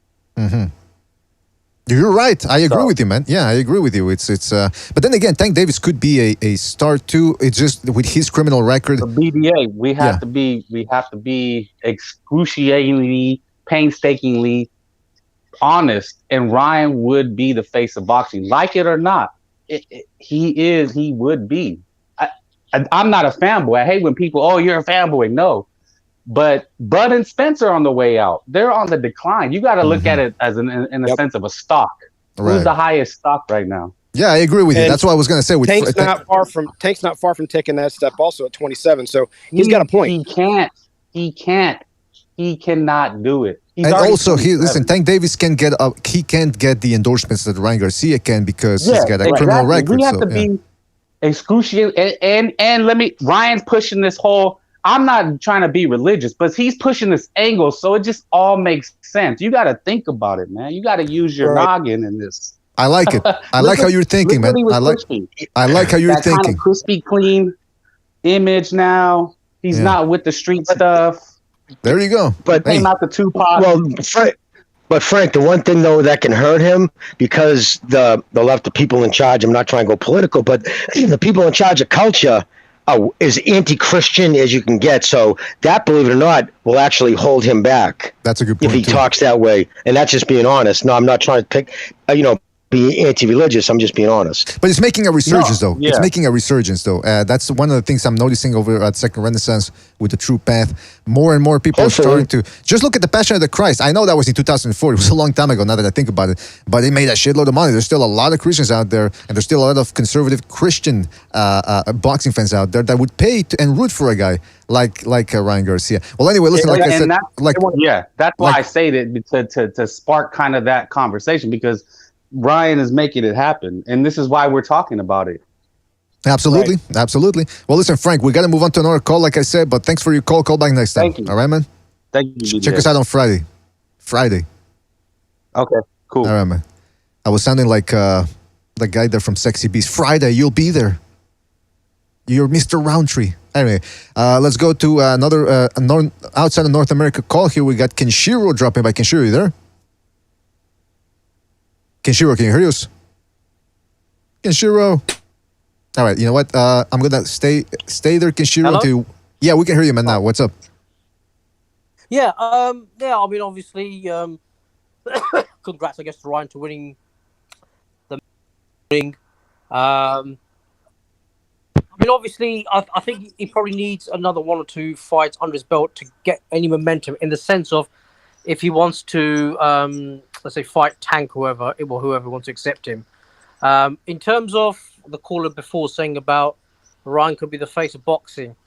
Yeah, I mean, potentially he could be the new Oscar De La Hoya if he goes the correct path. I mean, Canelo, I don't know what Canelo's like 31. I don't know how long Canelo's got. Well, it's not even how long even Canelo's got. It's also the winning, record as well, So, yeah, I mean, Ryan could go places if he keeps improving. Yeah, you're right, man. He could, there's a lot of potential, and they know what they're working with. But then again, there's a couple of questions from Ryan Garcia. There's maybe he likes the party lifestyle too much. Maybe he's got too many options outside of boxing, and that sort of maybe might get him soft. I don't know, but I like the fact he's being more aggressive now. I like the fact that he's not cutting the but that he's putting pressure on guys and try to take him out. What do you think about that, Kenshiro? Yeah, I mean, obviously, listen, if you want to fight the Floyd Mayweather, Devin Haney fight, then that's cool. But at least with Floyd, even though he's boring, he knew people paid to see him get beat. Unless people hate you that much and you like that sort of, I mean, I would like to think not many people like to be in that position where people hate you that much they want to see you get beat. People rather be loved, obviously, and win in a convincing manner. So he's obviously going about it the right way. I mean, look, like Devin Haney with all the belts. I don't think he would ever get the sort of star power that Ryan's got right now. And Ryan's got no belts in compared to bloody Haney, you know what I mean? So it all depends. All right. Well, listen, that's an interesting point right there. Kenshiro, anything else you want to say before we move on? No, thank you, guys. I'll speak to you guys on Friday, if anything. All right. Take it easy, Kenshiro. Thank you for calling in, man. Catch you in the next one. See you. Bye-bye. Bye. Take it easy. Yeah, that's a good point. I mean, look, he's got the star potential there, Ryan Garcia, and Yeah, as long as he keeps his nose clean, figuratively and literally, I think we could see some interesting things happen for him. Don't forget to hit the like. It really helps us out. Let's go to another phone call here. Let's go to 747. 747, you're on the air. 747, what's on your mind? Yo. So the narrative was that Ryan Garcia was a pussy, right? That he was scared of Fortuna. So, he takes him out, and now, it's no big deal, right? That's what he was supposed to do, supposedly, right? But he was a pussy before. So it's funny how the narrative changed like in 1 millisecond. But anyways, he was actually supposed to fight Diaz, but Diaz, sending dick pics to underage girls, allegedly. But, that's what it was. But anyways, going on to another talking point, you could see that he has grown a little bit. He has, the jab. He's emphasizing the jab more. And we talked about this when he left Reynoso. That Reynoso was kind of making everybody kind of into like a Canelo clone. Instead of, fat boy Montecoso, what's his name, Ruiz. Instead of shooting, his volume punches and combinations, he wanted him to shoot one shot like Canelo, and the same thing with Valdez. Kind of making everybody into like a one-shot pony, right? So maybe it was good, It turns out to me, he looks better than when he was with Reynoso. So, he's implementing the jab more. He's taking advantage of his size, of his height. And that only bears good for his, potential as a boxer, because he has that power. So if he's implementing the jab, he's able to set up his power punches, and that allows him to, handle business. But anyways, another talking point is that, we like to talk about, I'm a boxing fan, right? Or I'm a boxing fan, or I'm a casual. But actually, if you're a boxing fan, you should be rooting for guys like Ryan to become who the potential of what the potential actually is, right? Because they're the ones that are going to take boxing to a new level. I hate to break it to you, but these ugly ass Eastern Europeans that are fucking Muslims now, like fucking Bertervian, aren't going to take boxing anywhere. They're going to fucking take it to hell. And you ain't going to fucking get no one watching you, bro. That's the fucking truth. Some of these European guys or some of these white guys like to fucking claim like Eastern Europeans, bro, from a genetic standpoint, that doesn't fucking even make sense. There's 30% genetic difference, and Bertervia fucking looks like a Wolverine. Where do you see it? Where do you see that type of person in fucking Germany, bro? Where do you see that type of person in England? Goddamn, bro. Just fucking claiming anybody on skin color, that doesn't even fucking make sense. But anyways, that's the truth, bro. You can't handle it, stay out of the kitchen. Bye. Shout out to you. Shout out to 747 for bringing the energy, man. Yeah, man. You can't run with the big dog. Stay on the porch, man. This guy brought the energy, man. Fuck, that's true, man. That was awesome. That was absolutely awesome. Yeah, Montecoso, Andy Ruiz. No, it's true. Look, listen, Ryan Garcia has flaws. Jimmy pointed them out. Gonzalo pointed them out. I pointed them out as well. But can we at least point the fact that he's becoming more aggressive and he's not back foot bitching it? Let's call it like it is, man. And by the way, don't forget to hit the like. And let's go to the final caller for the moment, and unless more people call in. Let's go to 661. 661, you're on the air. 661, what's on your mind? Yo, what up, BDA? You had a motherfucker on hold for a minute. I didn't think you were going to answer my phone call. I just wanted to call up and agree with you, BDA. At first, motherfuckers were saying that, Ryan pulled out. I heard what you said. At first, he pulled out because he had his mental problems or whatever on hood. But he finally, he grabbed his nuts and he did what he had to do. But I think a lot of people, they never really been in that situation, like the fame. And you see, fame doesn't come with a social studies class or a tutorial or a how-to on YouTube, on hood. It comes to you fast. And like I said last time, BDA, what did I say?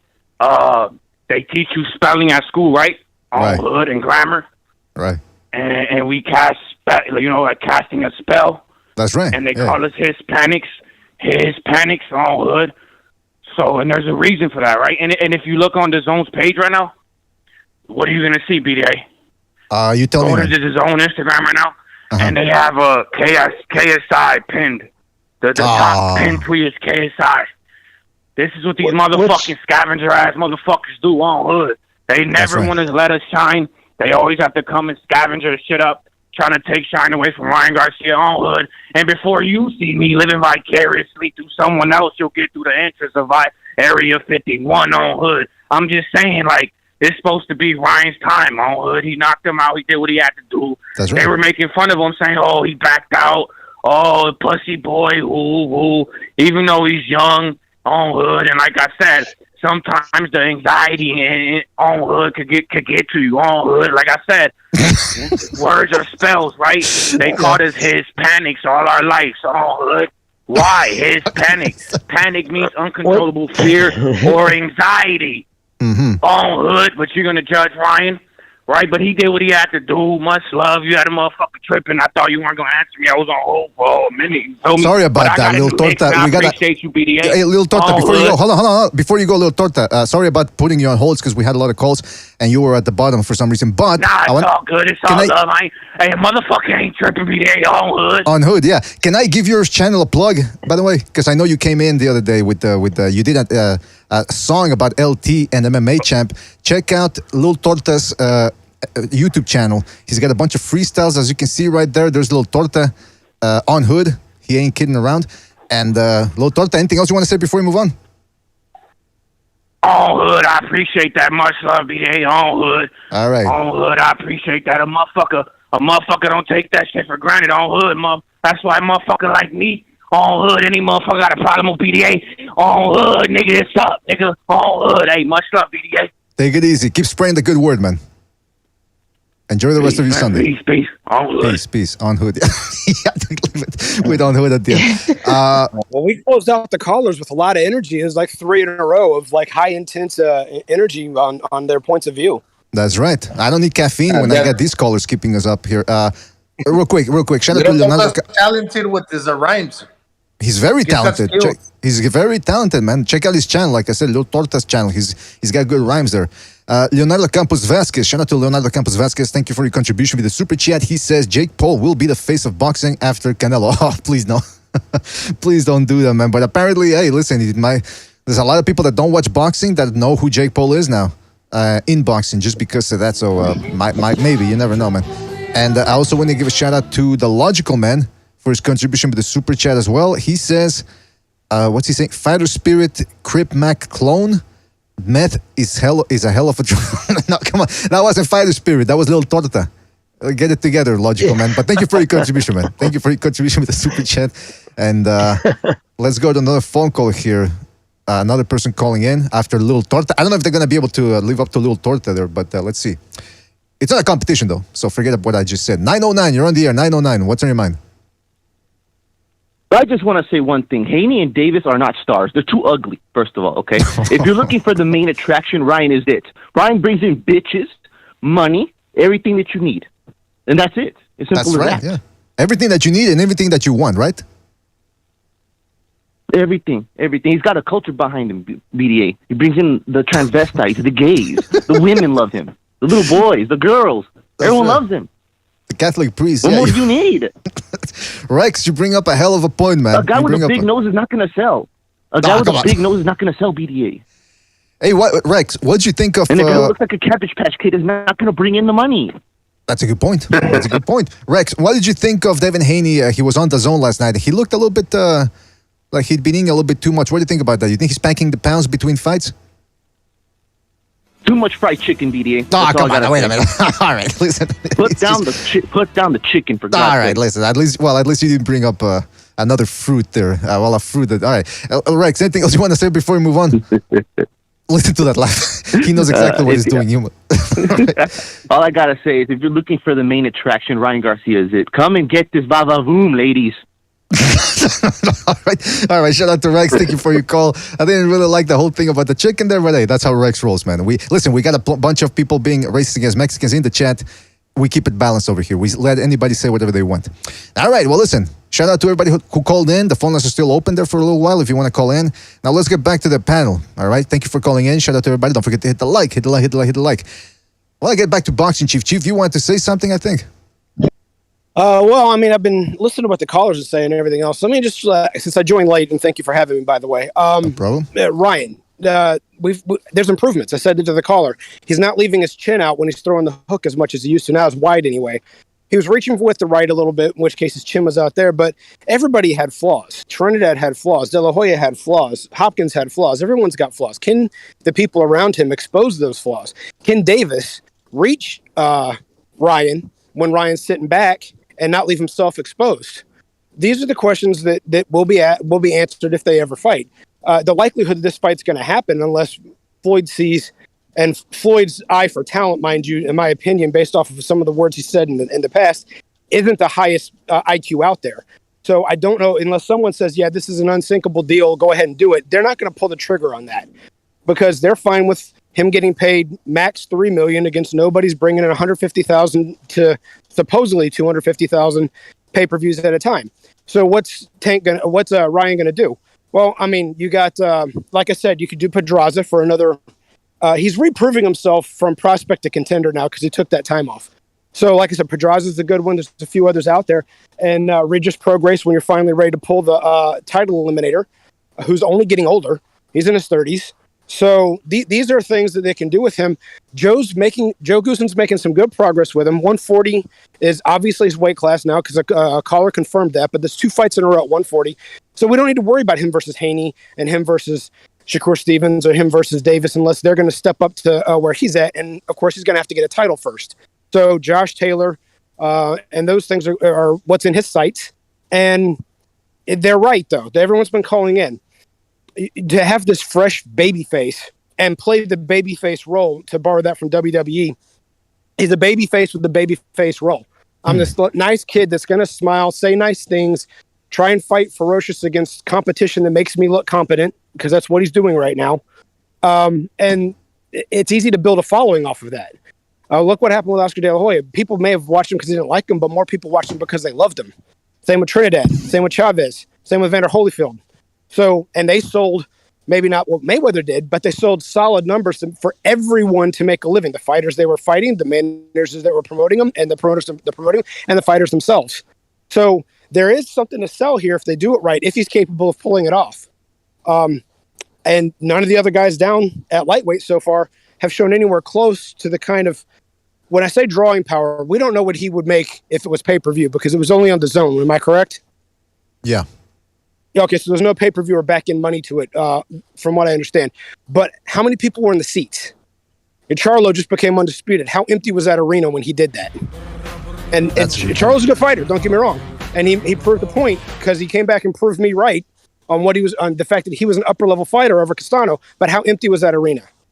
How empty was full for Haney versus Kambosos, but that's because it was in Australia. If that fight's over here in the States, if it even goes to Vegas, how full is that arena going to be? If it's in Madison Square Garden, is it going to be in the main arena or is it going to be one of the smaller rooms?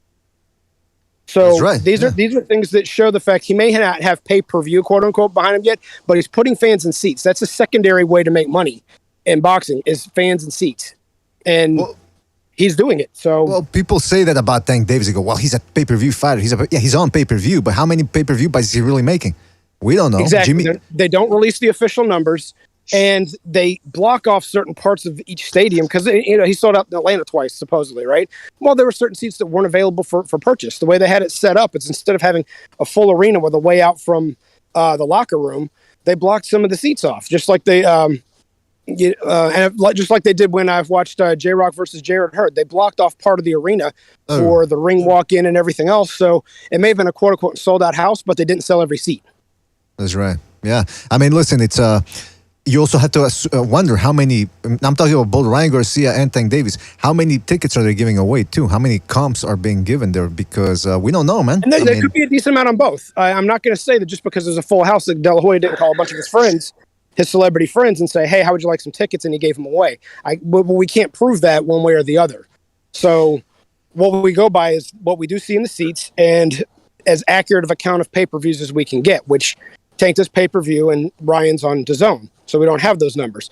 But between his followers and the fans that are in the seats every time he fights, he is a product. He is a prospect, fringe contender.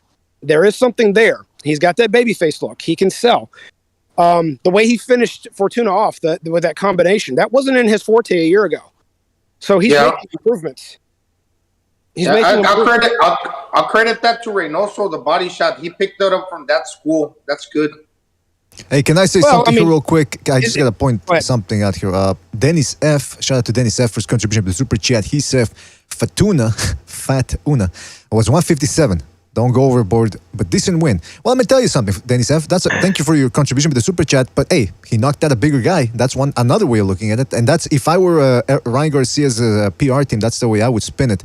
And I also shout out to Dennis F. for his contribution.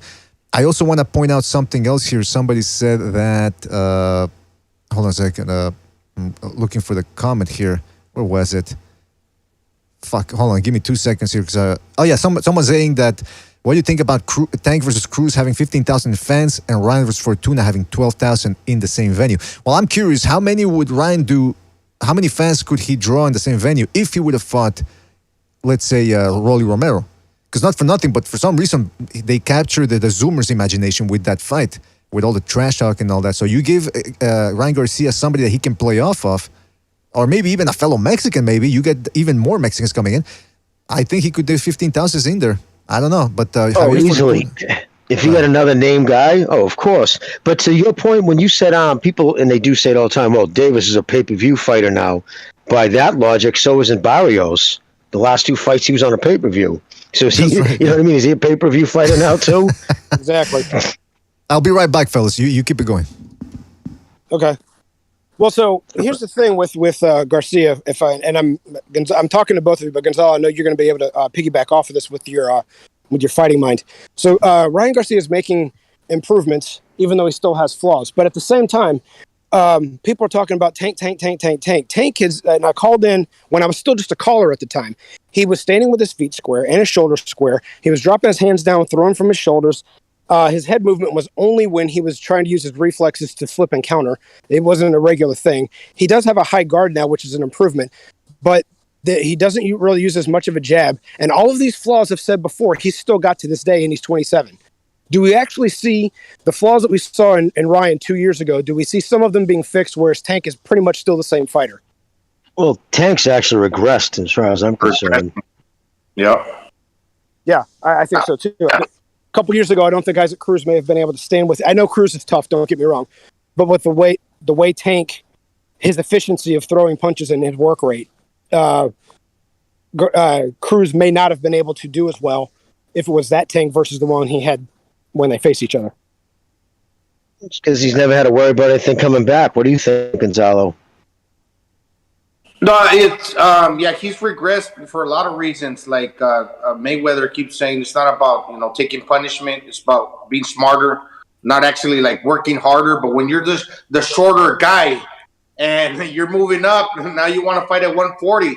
That's not in your ideal the distance that you should be fighting. Stepping away instead of like coming in and having to walk through some things. Like even if you keep your waist on a swivel, you're going to have to walk through some fire in order to get on the inside. But never mind that. It's still going to be hard for you because you're the shorter guy. You're stepping away from that.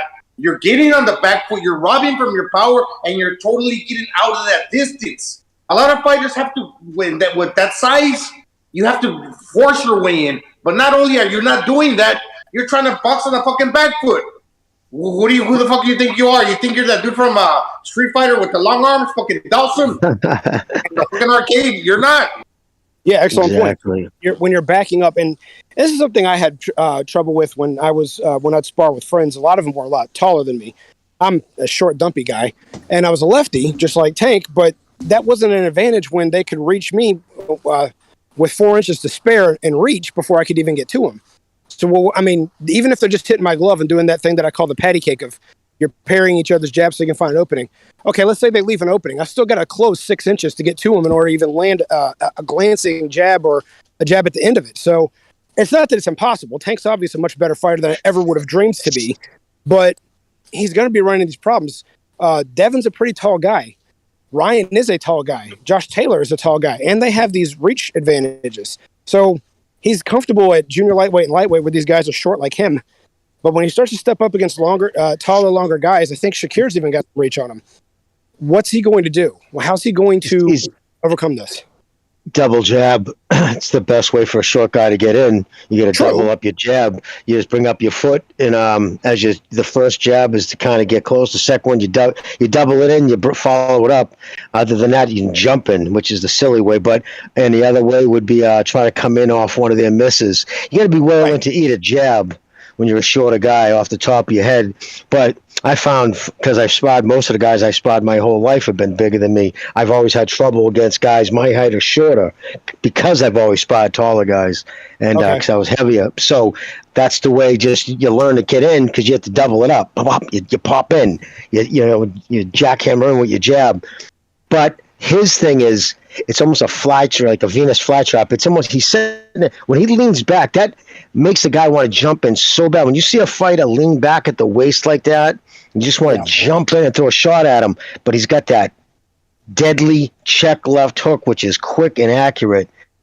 So I think he likes that fucking stance. He leans back and he hopes people are going to try to jump in and he catches them with it because it's so inviting. King Ryan, when you know what I mean, Ryan. When he bends back at the waist, that's the way I think he would probably try to keep doing that because it would be inviting for Tank to jump in with the hook. But that's what he's doing. He's setting the trap kind of for these guys because leaning back is like the last thing you ever teach a kid. You tell him to bend forward at the waist and you go side to side. You never lean back because it traps you. So your weight's all on your back foot and you got nowhere to go, except for down. So you're right. Also, the foot battle, which I keep talking about, lefty versus righty, is going to be paramount. But the thing about, I don't know about Ryan, but Shakur and Devin, they're going to be well aware of what to do with a foot battle because they're foot guys. They know how to use their footwork very well. And Shakur's already beaten a southpaw not too long ago. Excuse me, I'm sorry. He fights orthodox fighters all the time. He is a southpaw, blame my last. But so he already knows what to do as far as where to keep his feet. Now, if he's fighting a fellow southpaw, I think that's just going to make something easier for Shakur because it's going to take a minute to adjust because usually when you duck a certain way and you're fighting mirror image, you're wary of headbutts and stuff like that. It's going to be a little bit for him to start feeling this out of, okay, these same things I need to be wary of versus most opponents won't be there. But his jab's going to land so much easier because it's the natural punch that's going to pierce Tank's guard. And once he gets that going, I'm going to find, to me, unless Tank shoots it, counters it with a straight left or an overhand left and checks that jab, it's going to start keeping him off balance all night because it's just going to be right in his face. He's just going to have to block it, take it, and once he starts taking it, it's just going to give Shakur the check to say, okay, he's going to take this jab so I can fall right behind. I can hook off of it or I can fall it with a straight left. Shakur's just going to go, okay, thank you for giving me that. My thing about that is with Tank Davis, and I keep repeating it, the work rate or lack thereof. In fact, it was the same thing that got to Canelo. For years, we were saying here, hey, listen, Canelo, he fights at a certain pace. And he can control that pace against certain fighters. But what happens when he finally fights a guy that's going to figure out the pace and work around it? And that's what Bivol did. Now, Tank Davis is the same thing. In fact, Tank Davis throws the same amount of punches, around the same amount of punches as Canelo. And he's a fucking lightweight. He's supposed to be throwing more shots. So if you're going to be, because some people said, well, you were asking the question, how's he going to be taller fighter? Some people in the message boards and all that were saying, well, he dropped Barrios with a body shot. Yeah, but if you're banking on dropping somebody with body shots, you better work that body from the get-go. He didn't do that against Barrios, and look, Barrios isn't that great a fighter. He's a decent fighter, don't get me wrong, but he's also very shaky. So the fact that Gervonta Davis keeps relying on that one-punch knockout, the way he was doing against Romero, yeah, he knocked him out, good for him, but he was losing that fight against a guy that's got no technique, he's borderline retarded, and you're telling us that Davis has this great IQ, he's got good footwork, he's got the power, obviously, and hand speed, but the work rate is going to cost him. I'm telling you, at some point, it's going to cost him. And Shakur Stevenson is a horrible matchup for him. Horrible. Yep. And to piggyback off some of what they're saying, okay, the Barrios fight, but Barrios wasn't establishing the distance. He was letting Tank get close to him. If Ryan listens to Joe Goosen and Joe's got the right game plan, this is an if. I'm not going to say he will, but he's a good trainer that knows what he's doing. So if he puts everything together and Ryan follows it, Tank's going to have a hard time just walking straight in on him like he did Barrios. He's not going to be able to walk straight in on Haney and Shakur at all. He might be able to walk in on Josh Taylor if he goes back up to 140 because if Taylor's still there, because he may want to fight on the inside. But that's only because Taylor wants to. If Taylor's tall enough, he's long enough limbed, if he establishes the distance, again, Barrios was letting Tank get that close because he didn't know how to fight him off and keep that distance established. He couldn't maintain it. Hey, you brought up Josh Taylor, man. His IQ is that of one that's not able to do that. Yeah, with Ryan Garcia, I get it why he stands upright. Well, at least I believe I do. Because he's real offensive minded. With Ryan Garcia, he's kind of like stiff. He's upright. It's like when you're pointing a weapon, you're not gonna like be all over the place. You're gonna point in one direction. You're gonna get the dude in your crosshairs, and you're gonna be accurate with it. When he's looking down your way, Ryan Garcia straight up because he's got you in your sights. He's got you in his sights. Then he swings that fucking hook. Then if you try to get him back again, he's still in position based on his length and his reflexes that he can catch you again. That's not an excuse saying that there's something that couldn't be corrected as far as like getting your head out on the line after you punch.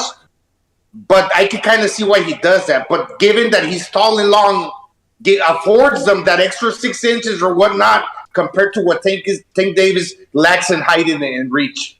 Right. Well, I was saying for a while that this isn't going to be the easiest fight for Tank due to the fact of the height and reach and Ryan getting better. The caller said earlier, for boxing's sake, it's good for Ryan to get a win by KO.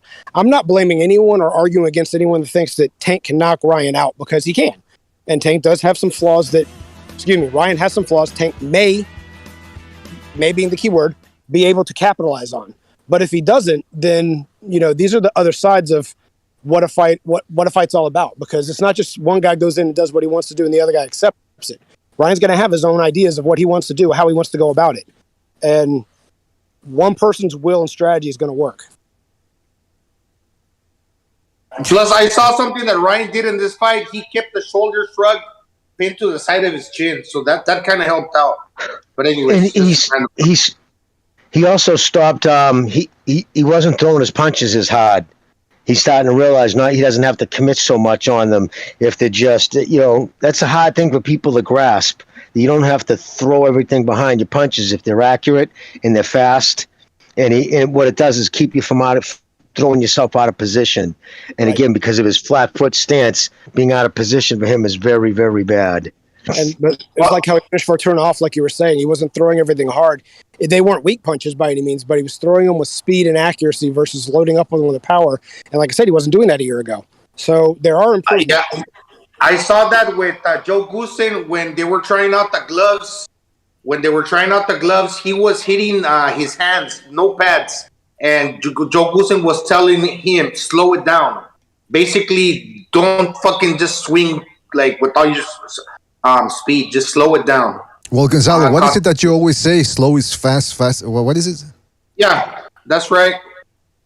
What is it again? Yeah, slow, smooth is fast. It's kind of like what Steve Kim and all y'all, when I was there too, we were talking about how, like when you're hitting a baseball, or I don't know, there was a lot of analogies thrown that day in regards to that. Well, listen, let's go to a phone call here. Somebody else is calling in. Maybe they want to add to this subject here. 226, you're on the air. 226, what's on your mind?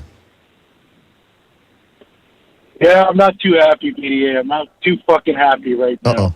Why not, Slugger Sam? What's up, man? What's the matter? Listen, okay? I'm getting fucking sick and tired of this shit. I told you guys a bunch of times I got a lot of Muhammad Ali t-shirts, right? PDA? Right. I told you, right? I think you did, yeah. And I got Muhammad Ali t-shirts. I got probably over 2 dozen. I did. I remember I fucking did. Anyways, all right. I wear them all the time. I wear my Muhammad Ali shirts all the time. I was at the fucking mall today. I was walking at the mall. A couple of fucking schoolgirls come up to me running. They start laughing. They're like, who the hell is this guy? He sucks. I'm like, what are you talking about? He's the fucking GOAT. They're like, no, he sucks. The guy from last night, Ryan Garcia's way better. He knocked him out. I fucking got pissed, man. I had to get out of there before I fucking knocked out security. I'm not happy, BDA. I'm not fucking happy. Fuck Ryan Garcia and fuck his girl fanboys. I'm out of here. What's the matter with you, Slugger Sam? Jeez Louise. So his story is he showed up to a mall with a Muhammad Ali T-shirt. By the way, I don't remember him saying that he's got a collection of Muhammad Ali T-shirts. But anyway, listen, who am I to challenge Slugger Sam's stories? I mean, you have to be insane to do that. The only way I even thought about it was because we're on the air and there's distance between us. But if he was here, right here in the province of Quebec, you better believe I think twice about calling him out on his stories. But anyway, shout out to Slugger Sam for his contribution there. I wanted to say something about Ryan Garcia in regards to the Tank Davis fight. Look, a lot of people are making it out to be as if Tank Davis is just going to walk through him. Again, I've yet to see Tank Davis walk through anybody, including the limited opposition he's fought. And the same goes for Ryan Garcia. They've both fought subpar opposition, but at least right now Ryan Garcia is walking people down and taking them out. Tank Davis isn't doing that. Tank Davis is back foot bitching it and hoping that one shot's going to land and bail him out. Can that happen against Ryan Garcia? Probably. But then again, when's the last time that Tank Davis fought somebody with the hand speed and power of Ryan Garcia? Barrios is a pretty quick dude. He's got a good right hand, but Ryan Garcia is on another level here. Oh, absolutely.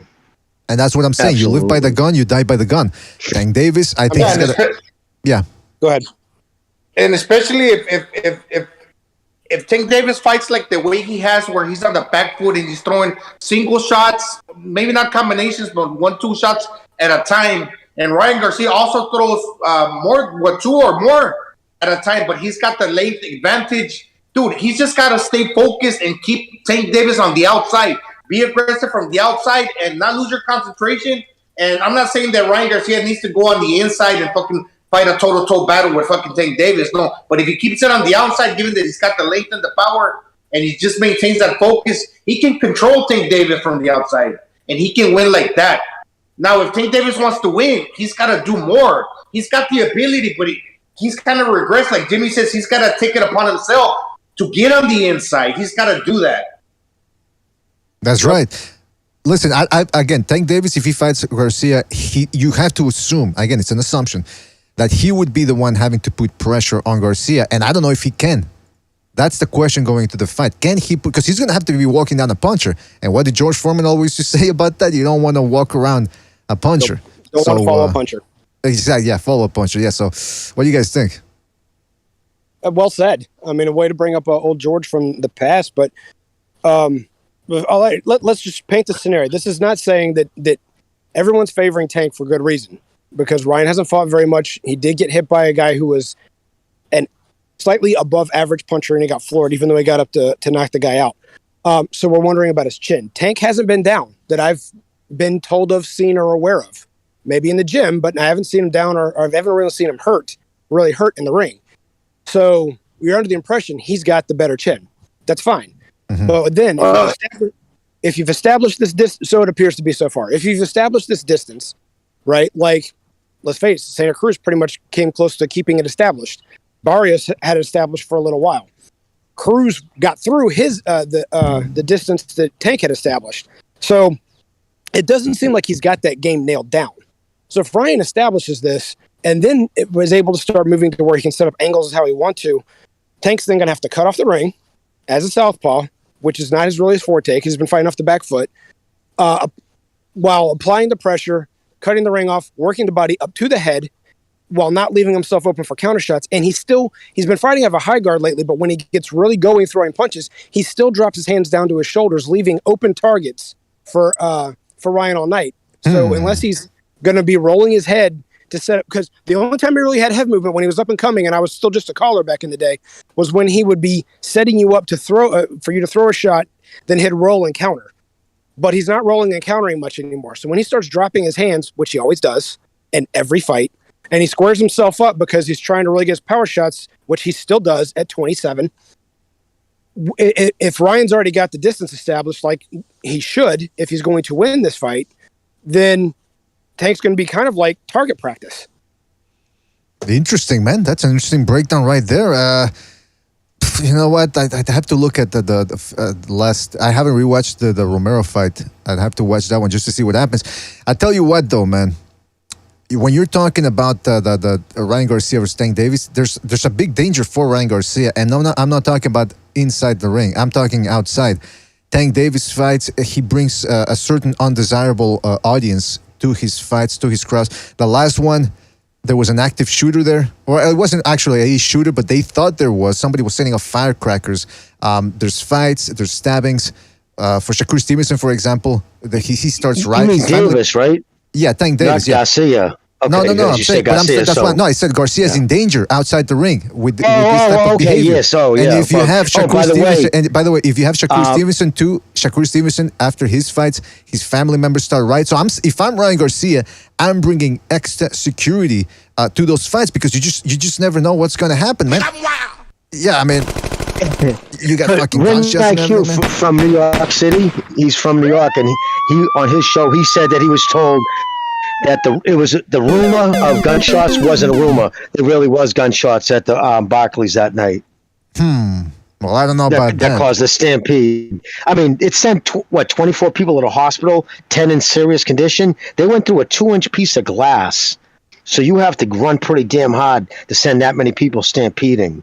So it'd be pretty hard to and there was a report that somebody was around early with the gun. It was just the police never found any evidence. Meaning they didn't find any shells. You know, the problem so they were quick to report that there wasn't gunshot, but of course there was. The problem with certain youth nowadays, like Ryan Garcia, he because he's knocking people out, he probably thinks he's invincible. Let me tell you, a lot of people like that. Somebody showed me a video, very gruesome video, in Australia. This guy, he's getting into a blah blah blah fight with somebody. The guy pulls out a knife, and the second person just walks up to him as if they're going to fist fight, and he gets stabbed in the neck, in the jugular. The guy ended up dying. A lot of these, let me tell you something, a lot of these young people, they think, oh, well, because I can throw down, I'm good with the fist and all that. Yep. A gun, you can't fucking outrun a gun. You can't outrun a knife to the gut. So Ryan Garcia would need extra security if he's going to fight Tank Davis, because let me tell you, outside the ring, things go down in Tank Davis fights. All those superheroes, too, that was horrible. The superheroes all the heroes are in the cemetery. The cowards are the ones that are right. No, I saw that video, Mr. B. You're talking about. It was crazy. Kid just walked up, all it took was one shot to the carotid artery on the left. He was bled out in under 2 minutes, dead. Mm-hmm. Yeah. And a 22 can puncture any amount of flesh on this earth. It may not kill a person right off, but you take enough of them, and there's not a single piece of flesh on this earth that's bulletproof. That's right. Yeah. Bucho says in the chat they will need extra security in the crowd. Yeah, get some off-duty cops, especially some that have street experience, because that's gonna come in handy there in a Tank Davis fight. And really just try to regulate the crowd. Maybe some metal detectors, because they'll put in the guns there, the firearms. I don't know if they can actually prevent that in the parking lot, but I'm just saying it could ruin. Well, I believe they did have. I think Jimmy, they did have. Just quick, real quick. It could ruin what could potentially be a great night of boxing. That's all I'm saying. And then we wouldn't want Ryan Garcia to get shot and hurt remember Selena Quintanilla? Oh yeah. The singer. That would be devastating for the Mexican community. It would. It'd be a tragedy of epic proportions. But they did. I think they did have the wands in Atlanta when he fought there. I think there was metal detectors you had to go through. Hey, speaking of warrants, Jimmy, they waited until after the thing, and they shot 3 people outside the event. Oh my goodness! Robbed and shot 3 people. Well, there you go. All right. Hey, by the way, shout out to Boxing Chief. He had to drop out. He's got things to do, but thank you for being on, Boxing Chief. Always appreciate you dropping by. And good news for anybody that was listening to the Second Renaissance when Kevin jumped on and started talking about his warrants for unpaid parking tickets. He's all right, but he's got to pay a pretty hefty fine. So, but at least he's not being locked up. So shout out to Kevin from Chicago. I'm gonna be dropping a overnight stream, Second Renaissance. Be forewarned, it's a compilation, so it's not live. Nobody's talking live, so don't call in. But it's gonna be a best of the Second Renaissance. I've compiled, I think I'm up to 5 hours now of content, and I haven't even gotten to some of the good stuff yet too, like with Jimmy. No, actually, we do have a little Jimmy there, but I still haven't poached from the biker episode and the bodybuilding episode. So we got a lot of over. So if you guys are out there at night and you can't fall asleep or whatever, put on that. I'm gonna do the best of Second Renaissance. You'll have something to listen to while you fight your insomnia. What else? Triple JJJ says Kevin from the Congo, the parking ticket bandit. Yeah, man, what the fuck was that about with Kevin from Chicago and those unpaid parking tickets? He's lucky he's not in jail, let me tell you. What else was there to talk about? I gotta bring up somebody that I'm really starting to dislike now, man. Josh Taylor. Apparently, he's going to rematch Catterall. He said he wasn't going to but the only way he was going to rematch him was at 147. Now all of a sudden, he can make 140. Oh, and the reason why he's struggling against Catterall was because he was struggling to make 140. What's going to be different this time? I don't know. But it's just the way he reacted after that fight and starting to make fun of Catterall for complaining. I mean, you telling me Josh Taylor wouldn't complain if he got robbed? He's complaining now. And he's the one that walked away with a robbery. So this guy's really starting to irk me a little bit. What do you guys think? I just don't think he was honest, Mr. BDA. I don't think he took Jack Carroll serious enough. I don't think he took his training serious enough. So, of course, you struggled to get weight because you probably weren't taking it serious enough. You weren't peeling the weight off. You're cheating on your diet. And that's probably what happened. But if he focuses, goes through the correct training camp, you can see the fight he had. But even then, he was the undisputed. But let's be honest. It wasn't like he was out there taking dudes out. You know what I mean? He was in some life, even against Ramirez. That was a close fight. So and, he wasn't a dominating champion, right? Am I wrong? Am I remembering stuff correctly? Well, listen. Oh, go ahead, Gonzalo. Yeah. No, just the Prograis fight could have gone either way. That was a southpaw. Maybe he's just a sucker for a left hand too. Yeah. Well, that's the thing. Yeah, so, people. Yeah. I mean, look, listen. He won the 140-pound tournament. There's no doubt about it. And what I like about him is he comes to fight. Again, that's another example of a guy that doesn't back foot bitch it. But that does not erase the fact that he acted like a jackass after the Carroll fight. He made contradicting statements. And now he's finally rematching the guy at 140 because he knows it's a bad look. Now, if he comes in there and knocks Catterall out in the rematch, that he erases what happened in the first one. But, well, mostly erases it. It's still going to be there.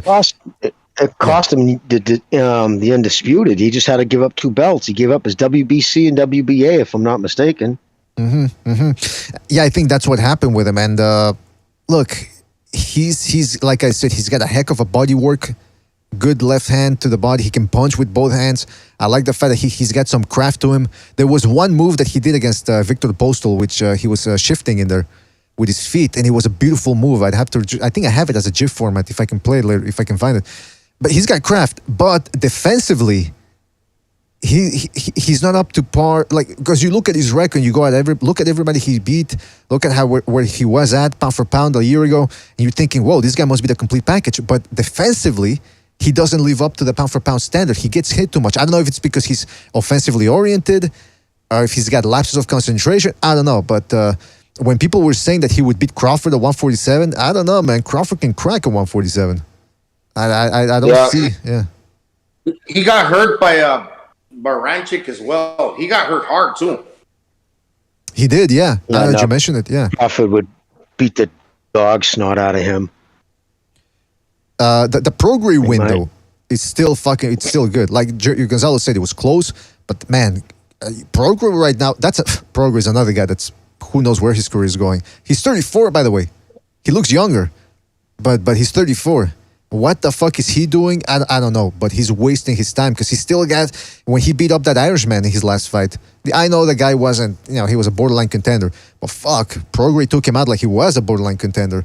And, but he's just withering away with Pro Bellum or whatever that promotion. I guess he's doing some good stuff on the outside, which you got to like. I mean, he's he bought a trucking company, and he owns a trucking company. And he's always with his kids. So he seems to be doing some smart things outside of the ring. You like to see that, at least. Yeah, that's a good point, man. Yeah, but then again, I mean, I want to see him box, man. I don't want to see him running a I know. Oh, I know. I was just trying to find one thing good to say about him. You don't know.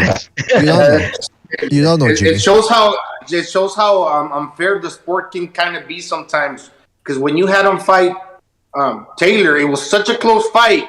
That what does that really take away from Prograis' ability that defined, and look at how Taylor's career went as opposed to his. That's a good point. A lot of fights fell through. Remember, he was supposed to fight Mickey Garcia, but Mickey wanted because Yeah, he was. It was real close to being signed. At the last second, it got pulled out because Garcia wasn't enough money for him, and then he went and lost to Sandoval. So good on him for losing. But yeah, that happened to a few fights in a row for him. So he was kind of getting some bad luck too. Yeah, that's a good point too. Yeah, he was.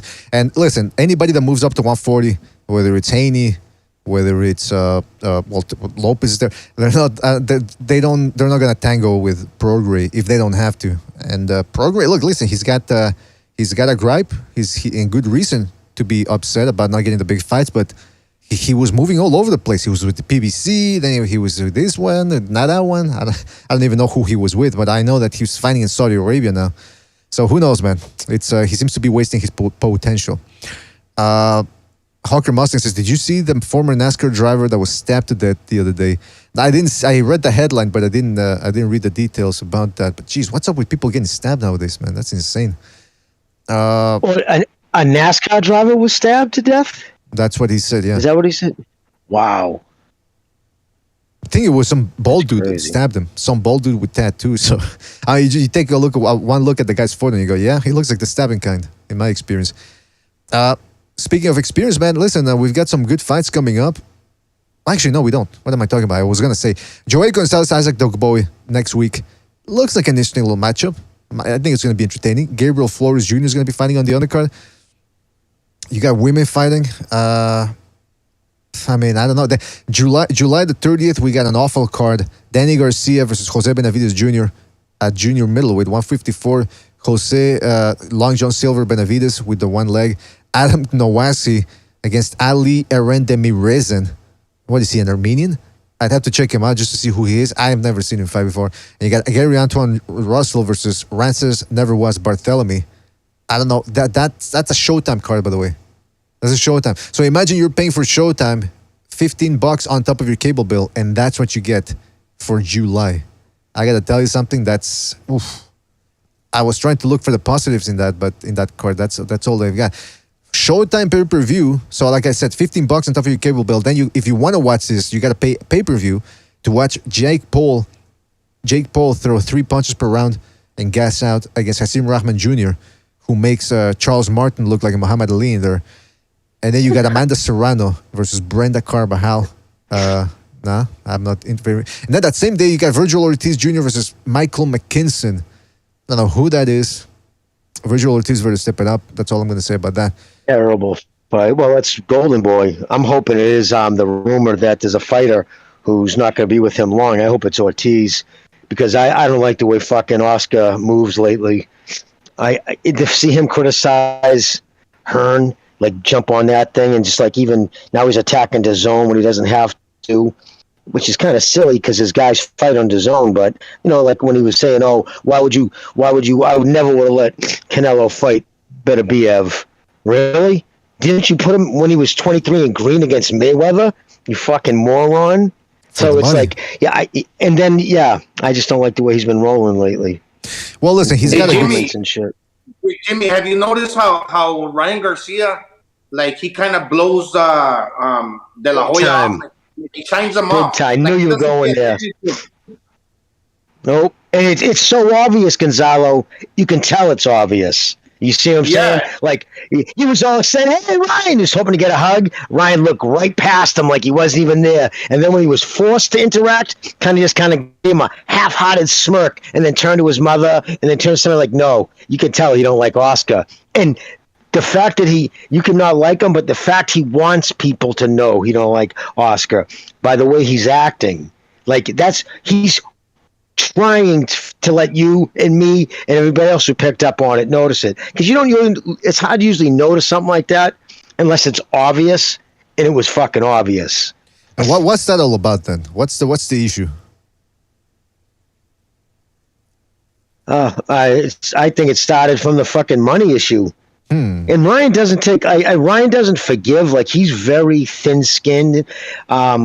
If I'm not mistaken, wasn't it with a situation with Steve Kim and Mario Lopez on a 3 knockdown rule? I believe it was Ryan. And he said something, and Ryan took it as an insult. I'm never going back on that fucking thing again, or some bullshit. But Steve doesn't give a fuck. He's going to say it how it is. But yeah, he's very thin-skinned. when it comes to shit like that. So I don't know. I don't know if it was generated from the money, if something was said, he's just never forgiven him. Mm-hmm. But it is, like to Gonzalo's point, painfully obvious he doesn't like, and he wanted everybody to know that. Well, listen, like I said before in the show, De La Hoya, he's got some good attractions. He's got Virgil Ortiz, he's got Munguia, Zurdo Ramirez. Say what you want about him as a fighter. He seems to be a decent draw. Now he's got Ryan Garcia, who's still making waves, and Bam Rodriguez. I mean, he's got a good stable of undefeated fighters in there, and I think the upside is good, but he needs to actually make it work, man, and he needs to put him on big fights, because him quarreling with his fighters over money, look, he already lost Canelo, and that was over a contractual thing about him making fights without Canelo's real involvement. So hopefully he's learning his lesson. By the way, some people are saying that he looked high in the build-up to this fight, and they were showing pictures, stills. I didn't see the video. I'd have to watch the video, but he looked like a wide-eyed party guy, if you know what I mean. Really hopped up. So if he's still on that, I don't know, man. Could be trouble, maybe. Because I mean, think about it. You're a fighter. You got your own problems to worry about, blah, blah, and then you see your promoter on coke. I mean, I don't know, man. Could be disheartening right there. Maybe that's just the consequences of doing drugs for so many years. It stays with your face changes. It's never the same. Is that right? You know what, man? I've seen the people that smoke weed when they're in their teens, when they start, and they say that if you're smoking weed in your teens, it's gonna rewire your brain. And so maybe, and I've seen people with that weed look. You know, like Errol Spence has it. Eyes half closed, like he's perpetually high. Maybe it's because of too much weed smoking when you were a kid. It's always, I don't know, listen, if you're going to smoke weed, maybe wait until you're in your 20s when your brain is fully developed. I didn't smoke when I was a kid. I smoked high. I made up when I was older. But when you're when you're using like cocaine and heroin, because of the strength of those drugs, it pulls the nutrients from your body. So you get a gray, ashy look, especially heroin addicts. They always look gray, their skin. Yeah, it's crazy. But he's a sniffer. When he sniffs coke, he's always, like, his so many interviews, he's constantly rubbing his nose, twitching his nose, and sniffing. So it's because the nose runs when you do coke. The more it's cut, the more it'll run. So definitely when what's the not Probellum, but the other one where Teofimo was gonna fight, when SS Cunningham was fighting, he was high on that one. We said, "Oh, your body's glistening and look at the muscles." Yeah, he was high that day. Oh yeah, he was drunk too, but he was definitely like the Marcos Vega when he was saying, "Oh, I gave Charlo and he turned it down." That interview, look at that one. If you go back and watch 3 minutes of that, yeah, no, are you kidding me? And he keeps doing that, and he's rubbing his nose. I'm like, God, Jesus Christ, dude, the fuck, were you doing rails right before you go out and meet with the press, you knucklehead? But if you're doing it like that means you're doing it in the middle of the day. You got a problem. You know what I mean? Like, you don't casually do cocaine by yourself in a bathroom before a press conference unless you got a bad problem. I've said it before, man. In that interview a year after he retired, they asked him, "How are you gonna have you been handling retirement because you're no longer fighting?" Blah blah blah. And he goes, "Well, no, man. I'm playing golf now, and I was playing a golf tournament for charity. And when I made that last shot, it was the same adrenaline boost as boxing." I go, "Huh, really?" And then, 2 years later, the pictures come out of him dressing up as a woman. I mean, I'm just saying, it's very hard to replace these guys. De La Hoya was a pretty boy, and he looked like, people looked at him and go, "He's not a real fighter. He's not a real fighter." He's a real fighter. And for him to retire all of a sudden, and then no longer have that adulation, the crowd, the adrenaline pumping of getting into a fight with somebody, it's hard to transition to that, man, to that retirement. So that's why so many of them become drug addicts, dude. I mean, it's actually probably as many as any other sport, percentage wise. I mean, just look at them all. Pernell Whitaker. I mean, you go down the line, they all end up with coke problems for that same reason, bro. It reenacts that. That's the high they're looking for. That's right. Yeah. The serotonin levels to be zooming, and the only thing, so they get it through chemicals. And again, most guys who are professional fighters don't come from Ivy League schools. Well, time to go back to be an attorney. That's not what happens here. They go, you know what I mean? They might, make some life-changing money, but they never end up keeping it all, and they go back to where they know. And, back to the local bars, and everybody wants to buy him a drink because they're the ex-champ. And they end up just, it's just crazy. Yeah. Plus, the blow-up doll that he's with, she looks like an enabler, like just a perfect ride or die partner, or something like that. You call it the blow up doll. No, but you're right. Yeah, she does look a little bit like a like an enabler. That's why that's why she maybe she could actually keep up with him when it comes to the partying, and that's why he's with her, because she looks plastic, man. I don't know. I'm thinking Oscar, with all that money he has, he could probably get somebody. I don't know. Listen, it's his life. What the fool? It's all the Botox. I mean, the Botox they get in their face, the Botox and the implants.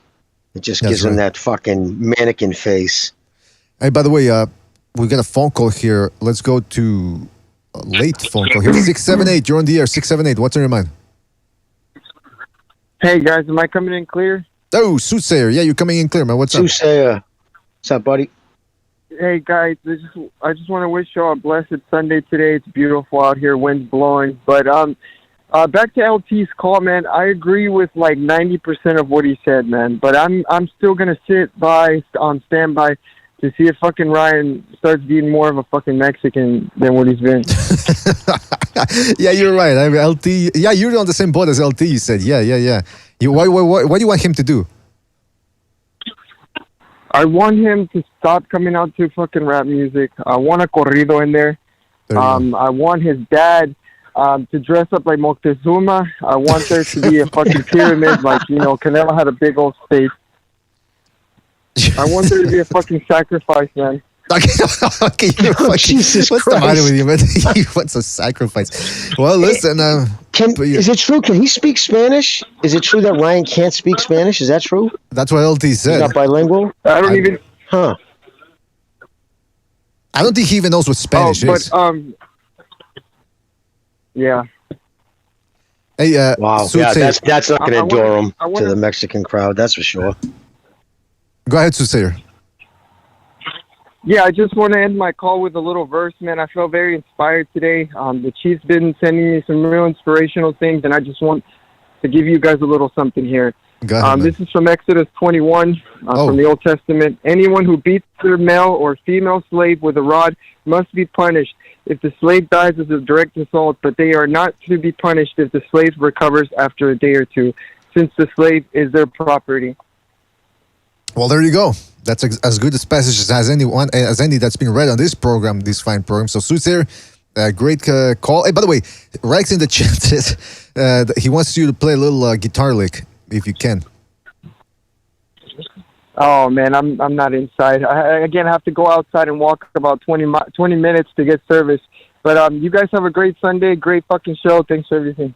Thank you, Soothsayer. Thank you. Catch you on the next one. Take it easy. Oh, there you go. Soothsayer says he wants to see a sacrifice and that it's okay to beat your slave as long as you don't murder them. That's interesting. I didn't know Exodus said that. All right, let's go to another phone call here. Let's go to 773. 773, you're on the air. 773, what's on your mind? I'm going to tell you what. You can hate on that cute little twink all you want, but he can fight. That boy can fight. Woo-hoo! Fucking Kevin. Oh, man. Is Timmy Bradley? No, that's Kevin. Go ahead, Kevin.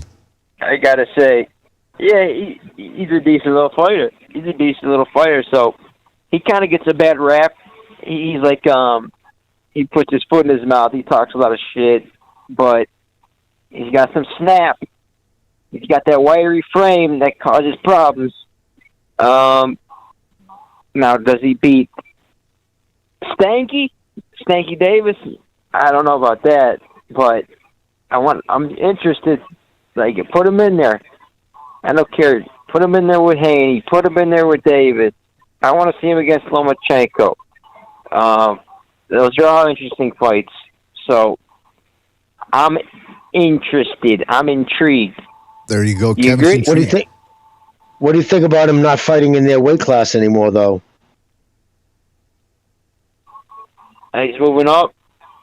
He said he wants to move up to 140 to fight Tank Davis, huh? Yeah, that was a little weird, but he is young, so he's gonna grow he's gonna get bigger. So I don't know if it's about avoiding him or getting an advantage, or he's just gonna fill out into a bigger weight class. I don't really know. Well, didn't he lose to Haney like 3 times in the amateurs, if I'm not mistaken? No, he beat Haney in the amateurs. Oh, who did he lose to? I know he lost to one. Maybe it was Shakur. I don't know. I know he lost to one of those guys. They fought 6 times and went half and half.